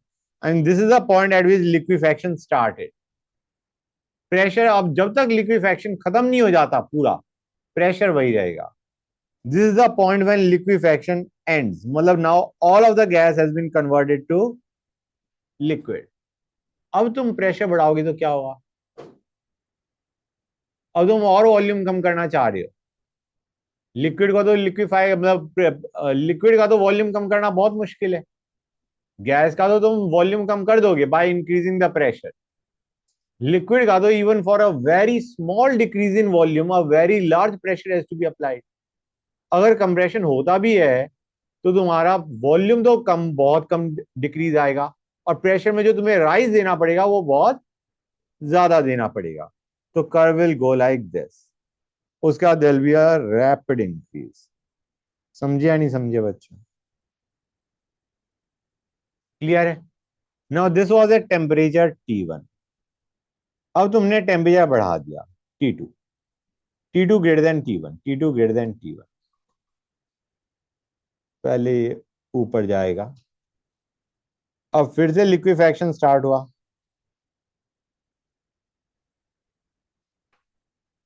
यहां पे लिक्विफेक्शन स्टार्ट हुआ, यहां पे लिक्विफेक्शन एंड हुआ। हायर टेम्परेचर में लिक्विफेक्शन की जो रेंज है वो कम हो जाएगी। समझ आ रहा है नहीं आ रहा है बच्चों? जल्दी लिक्विफाई हो रहा है। समझ आ रहा है? एट हायर टेम्परेचर जो रेंज है जिसमें तुम्हारा, जिस वॉल्यूम रेंज के अंदर तुम्हारा वो लिक्विफाई हो रहा था, वो रेंज कम हो गया। समझ आ रहा है नहीं आ रहा है बच्चों? क्लियर है गाइस? गुड। और उसके बाद एक बार once all the liquefaction has taken place, it will shoot up. Clear है गाइस? समझ गए? कोई डाउट किसी बच्चे को? अब आते हैं क्रिटिकल टेम्परेचर।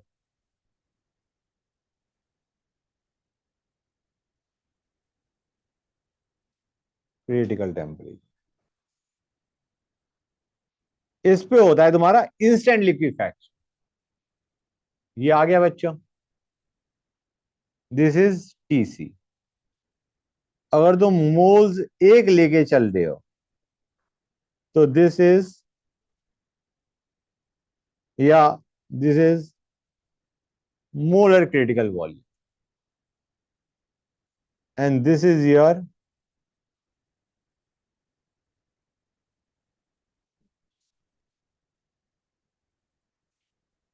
Critical pressure. समझ में आया नहीं आया बच्चों? हाँ या ना गाइस? तो यहां पे क्या होता है, इंस्टेंट लिक्विफेक्शन होगा, गैस एंड देन एकदम से liquid, no range, instant liquefaction. एक पॉइंट पे सारी गैस है, एक पॉइंट पे सारा लिक्विड है, इंस्टेंट लिक्विफेक्शन हो जाएगा at a particular condition of P V and T, instant liquefaction. Clear है बच्चों? कोई डाउट किसी बच्चे को? उसके बाद कर्व ऊपर शूट कर गया, हाँ है ना?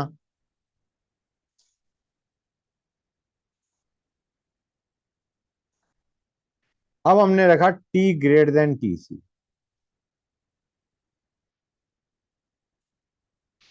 करते रहो, लिक्विफैक्शन होगा ही नहीं। हाँ है ना बच्चों? तुम प्रेशर बढ़ाते आओ, वॉल्यूम कम होती आएगी। समझ आ रहा है नहीं आ रहा है बच्चों? प्रेशर बढ़ाते आओगे, वॉल्यूम कम होती आएगी, लेकिन तुम्हारा लिक्विफैक्शन नहीं होगा। और तुमने कहा यार मेरे को लिक्विफैक्शन करना है, ठीक है ना गाइस? अब तुम क्या कर रहे हो, इस पॉइंट पे जाके तुमने टेम्परेचर लो करना शुरू कर दिया। इस पॉइंट पे जाके टेम्परेचर लो करना शुरू कर दिया, कीपिंग वी सेफ। पी क्या होना शुरू हो जाएगा बच्चों? पीवी गिरना शुरू हो जाएगा। टी कम कर दिया तो तुम्हारा पीवी कम होना शुरू हो जाएगा, नहीं हो जाएगा? हाँ है ना बच्चों? क्लियर है गाइस? पी कम होता गया। This curve, remember this represents liquid phase. This these represent liquid phase. समझ आ रहा है नहीं आ रहा है बच्चों? After it hits this curve, इस कर्व को हिट करने के बाद रिमेनिंग जो लेफ्ट साइड में जो कर्व है that is liquid phase. Clear है बच्चों? तो अब तुमने टेम्परेचर कम करते गए, इस पॉइंट पे जाके क्या हो गया, there will be instant liquefaction. ये इंस्टेंट लिक्विफैक्शन हो रहा है but not at critical pressure, at a pressure greater than critical pressure. Remember guys, critical pressure क्या होता था? It was the minimum pressure at critical temperature you had to apply to liquefy the gas. Minimum pressure that had to be applied at critical temperature to liquefy the gas. उससे high pressure में भी तो gas liquefy हो सकती है। अभी जो तुमने गैस को लिक्विफाई किया इस पॉइंट पे, you liquefied the gas at a pressure greater than critical pressure. बच्चों ये वो पॉइंट है जहां पे टी टीसी के बराबर हो गया। This is a point eight which temperature has hit TC. TC वाले कर्व को टच कर दिया ना उसने। इस पॉइंट पे टेम्परेचर टीसी को हिट कर गया और गैस का इंस्टेंट लिक्विफैक्शन हो गया, but not at critical pressure, at a pressure greater than critical pressure. बच्चों समझ आ रहा है नहीं आ रहा है गाइस? हाँ या ना? बताओ। That's good. कर लिया नोट हर एक बच्चे ने? बोलो गाइस। All right, great. अब आते हैं, we are done with your almost chapter, in the sense कि थ्योरी पार्ट खत्म होने वाला है। हाँ बेटा।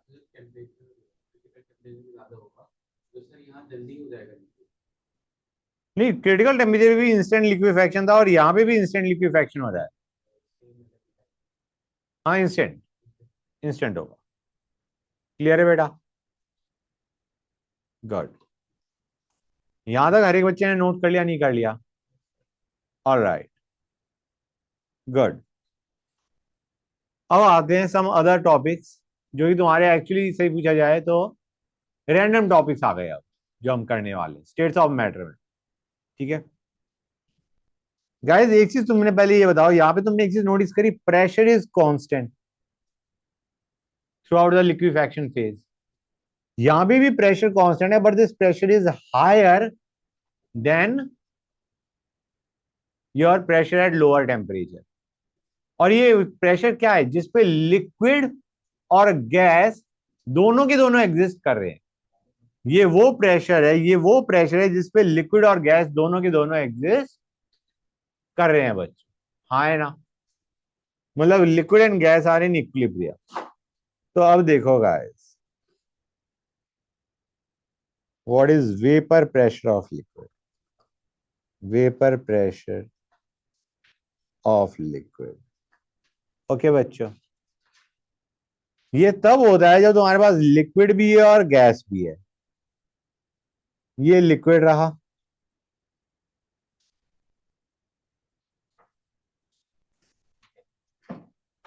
उसके ऊपर मैंने क्लोज कंटेनर ले लिया। ओके, उसके ऊपर गैस। गैस भी क्या है, हम क्या कहेंगे, उसी लिक्विड के molecules have gone to vapour phase. समझ आ रहा है नहीं आ रहा है बच्चों?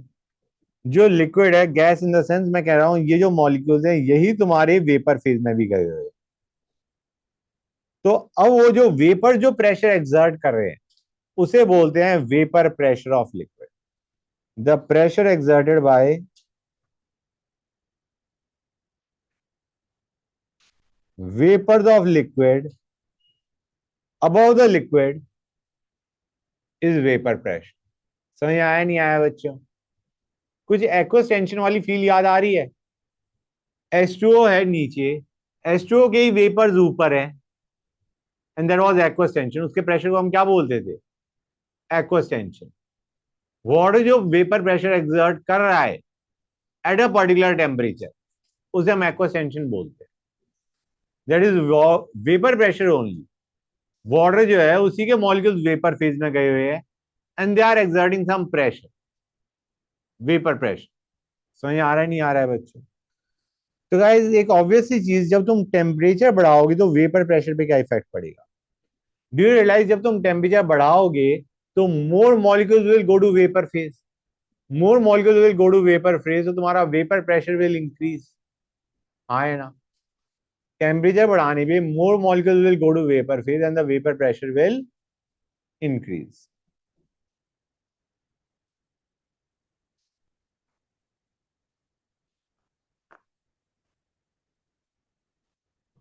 इवेपोरेशन। इवेपोरेशन तुम्हें याद होगा बच्चों, it occurs spontaneously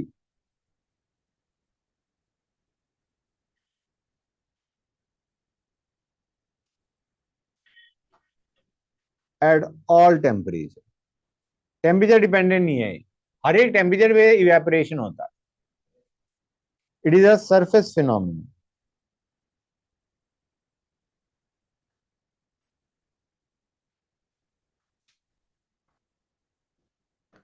factors affecting evaporation.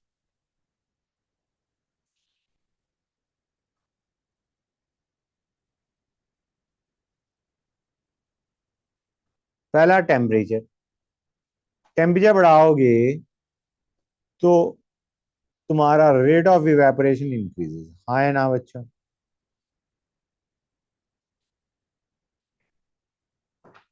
कि more molecules possess energy to go to vapour phase. हाँ है ना बच्चों? क्लियर है गाइस? दूसरा सरफेस एरिया ऑफ लिक्विड, ये भी हमें पता है। सरफेस एरिया ज्यादा होगा तो मोर इज द एरिया जहां से molecules will go to vapour phase, तो rate increases. Next, nature of liquid.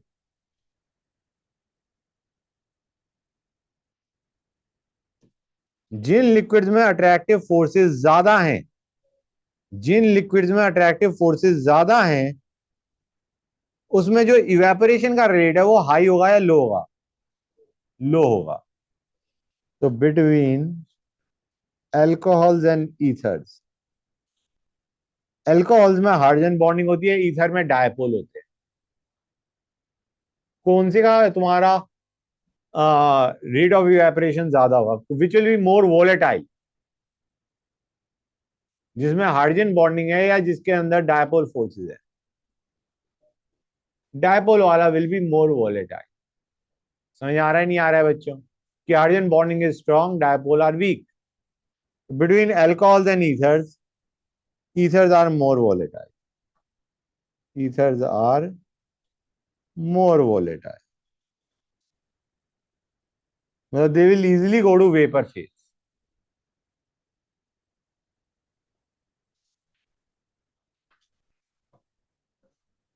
अच्छा बच्चों, एक ये स्टेटमेंट लिख लो, ये मैं लिखना भूल गया वेपर प्रेशर के साथ।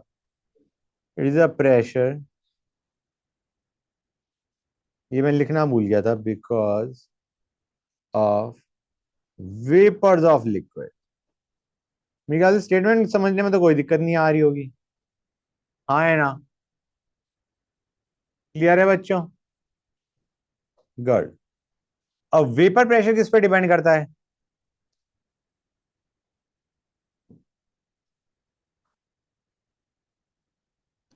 Nature of liquid.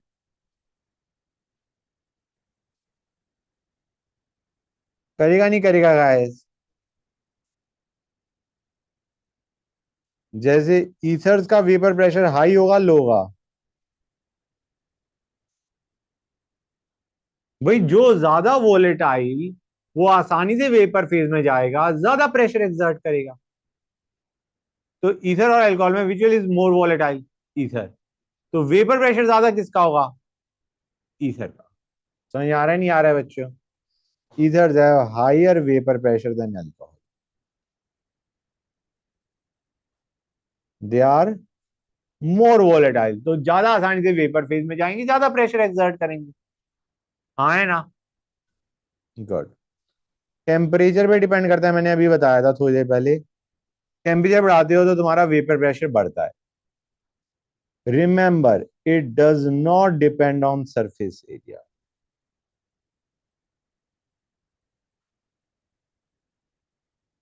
मतलब तुम ज्यादा लिक्विड लो कम लिक्विड लो, vapour pressure will be fix. ठीक है ना बच्चों? दूसरा, it does not depend on surface area और अमाउंट ऑफ लिक्विड।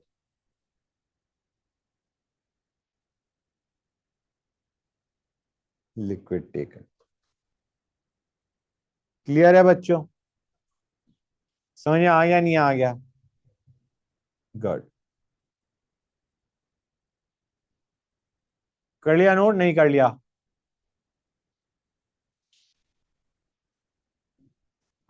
अब गाइस एक काम करते हैं, एक कर्व बना के देखते हैं ऑफ, ये लिक्विड है।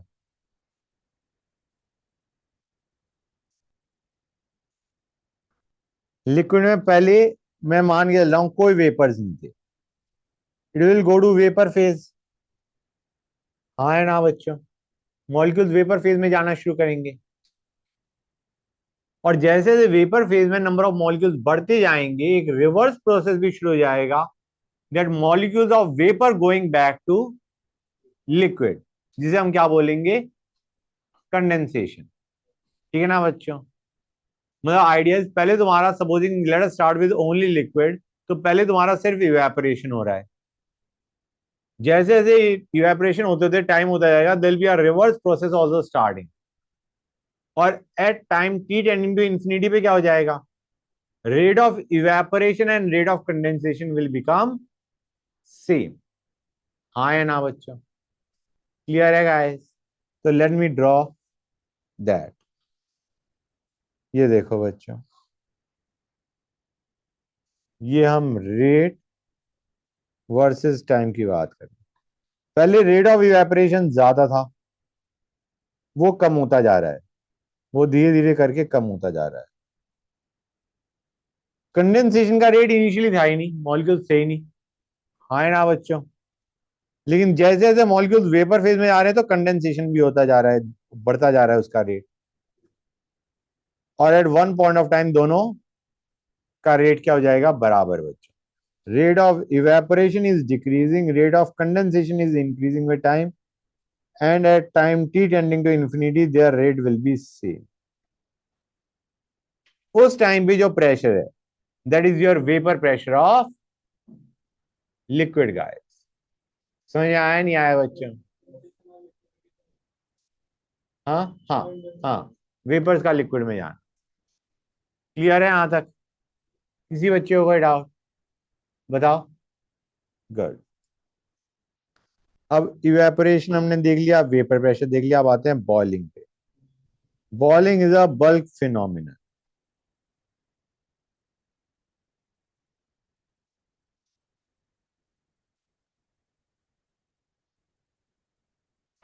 बॉइलिंग तब होता है जब vapour pressure of liquid, liquid starts to boil, जब अंदर का वेपर प्रेशर, लिक्विड का वेपर प्रेशर एटमॉस्फेरिक प्रेशर या एक्सटर्नल प्रेशर के बराबर हो जाए। At that point boiling starts. समझ आया जो मैंने बोला? प्रेशर या वेपर प्रेशर ऑफ लिक्विड, अंदर का vapour pressure becomes equal to external pressure. अगर अंदर का प्रेशर एक्सटर्नल प्रेशर के बराबर हो जाएगा, eight that point boiling start. inside pressure becomes equal to external pressure boiling start, अंदर का वेपर प्रेशर जब एटमॉस्फेरिक प्रेशर को हिट कर गया, बॉइलिंग स्टार्ट। हाँ है ना बच्चों?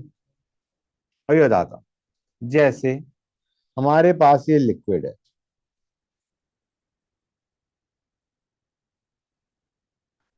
लिक्विड के ऊपर कुछ वेपर प्रेशर होगा उस लिक्विड का। हाँ है ना? जिसके मॉलिक्यूल्स वेपर फेज में, they are exerting some pressure. मान के चलो अभी प्रेशर है 0.8 एटमॉस्फेयर, बाहर प्रेशर है 1 एटमॉस्फेयर। ओके बच्चों, क्लियर है गाइस? ये मान के चलो ये प्रेशर था, वेपर प्रेशर था, टेम्परेचर 80 डिग्री सेल्सियस। ओके, समझ गए? 80 डिग्री सेल्सियस पे pressure of vapours of liquid is 0.8 atmosphere. ठीक है, लिक्विड के जो वेपर्स हैं उनका प्रेशर कितना है? 0.8 एटमॉस्फेयर एट 80 डिग्री सेल्सियस। अब तुमने प्रेशर बढ़ाते गए, कैसे बढ़ाया? Bye increasing the temperature. अंदर का टेम्परेचर बढ़ाना शुरू कर दिया, प्रेशर बढ़ता जाएगा, अंदर का वेपर प्रेशर बढ़ेगा, हमें पता है बढ़ता है। वो बढ़ बढ़ के जब एटमॉस्फेरिक प्रेशर के बराबर हो गया, बाहर के प्रेशर के बराबर हो गया, एक तरीके से जो लिड है वो उठ गया, बॉइलिंग स्टार्ट। समझ आ रहा है नहीं आ रहा है बच्चों? जब अंदर और बाहर का प्रेशर सेम है, मतलब एक तरीके से हमारा या जस्ट बढ़ गया अंदर का, मतलब लिड उठ गया एक तरीके से, eight that point boiling start. समझ आ रहा है नहीं आ रहा है बच्चों? व्हेन अंदर का और बाहर का pressure become same, vapor pressure of liquid and the external pressure, let us say atmospheric pressure, when they become equal, boiling starts. Clear हुआ है नहीं हुआ बच्चों? गुड। तो ये मैंने एक एग्जांपल लेके समझाया कि 80 डिग्री सेल्सियस पे प्रेशर वाज 0.8। अब तुम टेम्परेचर बढ़ाते जाओगे, प्रेशर अंदर का बढ़ता जाएगा, जैसे ही वो 1 atm हिट कर गया, हम कहेंगे बॉइलिंग स्टार्ट हो गई लिक्विड की। जैसे वाटर के लिए it is at 100 degree Celsius. At that point, vapor pressure of water becomes equal to 1 atmosphere. समझ आ रहा है नहीं आ रहा है बच्चों? गुड। अब देखो guys, at high altitude external pressure क्या होता है बच्चों? एक्सटर्नल प्रेशर क्या होता है? कम होता है, 1 एटमॉस्फेयर से तो कम होता है नहीं होता है बच्चों? Try to understand, high altitude जब हम पहाड़ों पे, तुम्हारा ऊपर वेपर प्रेशर कम है, वेपर प्रेशर नहीं सॉरी, एटमॉस्फेरिक प्रेशर कम है। लेट अस अज्यूम वो 1 atm नहीं है, 0.9 atm। अभी 100 डिग्री सेल्सियस तक जाना पड़ रहा था to make the pressure 1 atm। अब 1 atm नहीं ले जाना, हमें कितना ले जाना है? 0.9 atm। बॉयल करने के लिए, लिक्विड को बॉयल करने के लिए, वाटर को बॉयल करने के लिए हमें टेम्परेचर 100 डिग्री सेल्सियस ले जाने की जरूरत नहीं है। 100 डिग्री सेल्सियस पे तो 1 atm पहुंचता है, हमें उसे सिर्फ 0.9 atm लेके जाना है। तो वो हायर टेम्परेचर पे होगा 100 से, या लोअर टेम्परेचर पे होगा? लोअर पे अचीव हो जाएगा। जब 1 एटमॉस्फेयर 100 डिग्री सेल्सियस पे हो रहा है, तो 0.9 एटमॉस्फेयर तो तुम्हारा लेट अस से 90 डिग्री सेल्सियस पे हो जाएगा, एग्जांपल के तौर पे। मतलब एक तरीके से water will start boiling at height altitude at 90 degree Celsius. हाँ है ना बच्चों? अब लो टेम्परेचर पे तुम्हारा, वही चीज मैं लिख देता हूं पहले, लिक्विड विल बॉयल, 1 सेकेंड बच्चों, liquid will boil at low temperature in comparison to that at sea level as P is lower at high altitudes.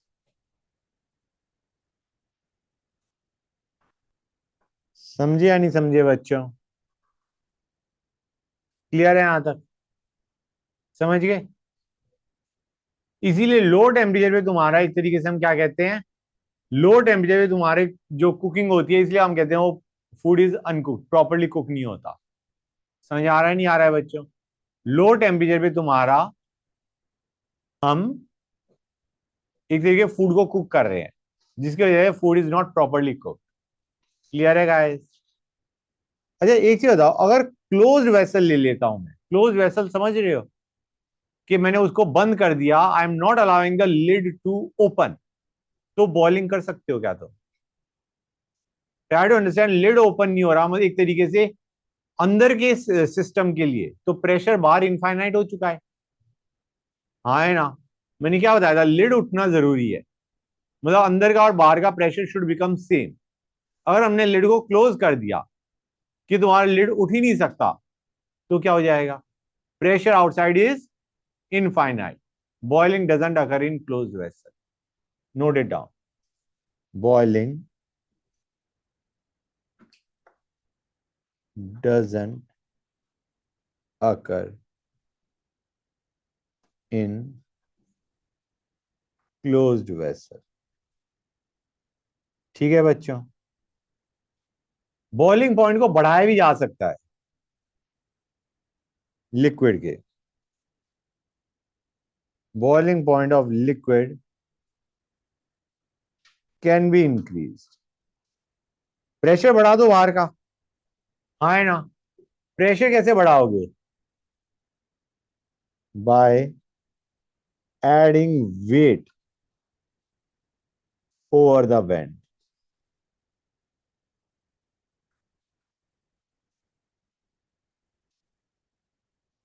समझ आ रहा है नहीं आ रहा है बच्चों? वेट ऐड कर दिया, ऐसे मान के चलो सिंपली, ये जो लिक्विड है यहाँ पे वेट डाल दिया, वेट डाल दिया तो मतलब अब अंदर के लिए, मतलब लिड उठाने के लिए मोर प्रेशर इज रिक्वायर्ड। 1 एटमॉस्फेयर वैसे था, और तो हमने वेट डाल दिया ऊपर, वेट डालने की वजह से एक तरीके more pressure is required inside to lift the lid, और मोर प्रेशर के लिए more temperature is required, temperature बढ़ गया, बॉइलिंग पॉइंट बढ़ गया। समझ में आ रहा है नहीं आ रहा है बच्चों? क्लियर हुआ है नहीं हुआ गाइस ये चीज? Clear to everybody? Good. Hold on a sec बच्चों। बच्चों देखो, कोलिजन फ्रीक्वेंसी जो था हमारा,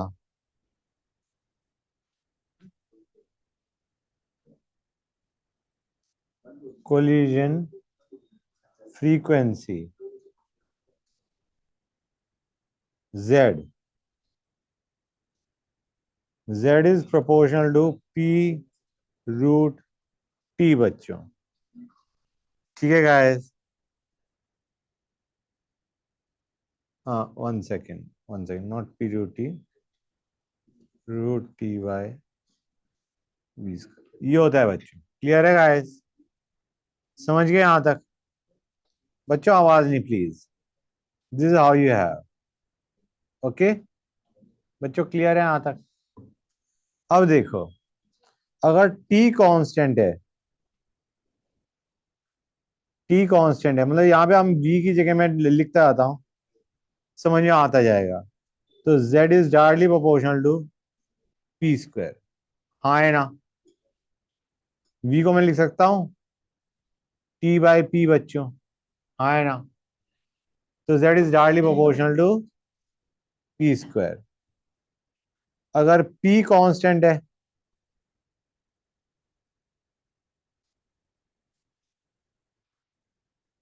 तो ये आएगा बच्चों। क्लियर है गाइस? V को तुम डाल दो T बाय P, हाँ है ना? और P कांस्टेंट है, ये बनेगा नहीं बनेगा बच्चों? हाँ है ना? अब अगर तुम रखते हो V कांस्टेंट, तो Z is directly proportional to this guys. Clear है? क्लियर हुआ है नहीं हुआ बच्चों? That's good. कर लिया नोट हर एक बच्चे ने? और V कांस्टेंट है, तो how it is dependent on P बच्चों? अगर V कांस्टेंट है, then how Z is dependent on P? V constant है, T को हम डाल सकते हैं बच्चों, root T is root P V के प्रोपोर्शनल, हाँ है ना? तो you will have Z directly proportional to root P। समझे या नहीं समझे गाइस? ये रिलेशन इंपॉर्टेंट है, इसे याद कर लो please. Just learn this relation, it is useful. Collision frequency, how it is dependent on P and T for different conditions. कर लिया नोट, नहीं कर लिया बच्चों? हर एक बच्चों क्लियर है? Well that's good. बच्चों अब हमारा स्टेट्स ऑफ मैटर की सारी थ्योरी हो चुकी है. Whatever is required everything has been done. Okay, इसे कर लेना. नेक्स्ट क्लास में हम क्वेश्चंस करेंगे इसके. हाँ बच्चों, ये जो कोलिजन डायमीटर है which is the minimum distance between the centres of two molecules, ये क्या होना चाहिए? मतलब मान के चलो जब मॉलिक्यूल्स क्लोजेस्ट होंगे तो let us assume they are touching each other. तो कैन आई से कि जो तुम्हारा एक ये एटम है, मॉलिक्यूल है, एक ये मॉलिक्यूल है, this will be your collision diameter. हाँ है ना बच्चों? कह सकते हैं नहीं कह सकते हैं गाइस कि दोनों मॉलिक्यूल्स या लेट अस से एटम्स डिपेंडिंग अपॉन किस चीज से गैस बनी हुई है. सपोजिंग मॉलिक्यूल की भी बात करें तो closest distance between two molecules is the this distance जो मैंने बनाया है. समझ गए? तो इसे कोलिजन डायमीटर बोला जा सकता है. Basically radius of first molecule plus radius of second molecule can be considered as collision diameter. बच्चों समझे या नहीं समझे गाइस? हाँ है ना? गुड. एक क्वेश्चन भी कर लें? बिल्कुल भी नहीं? तो फिर एक काम करो, 1 सेकेंड.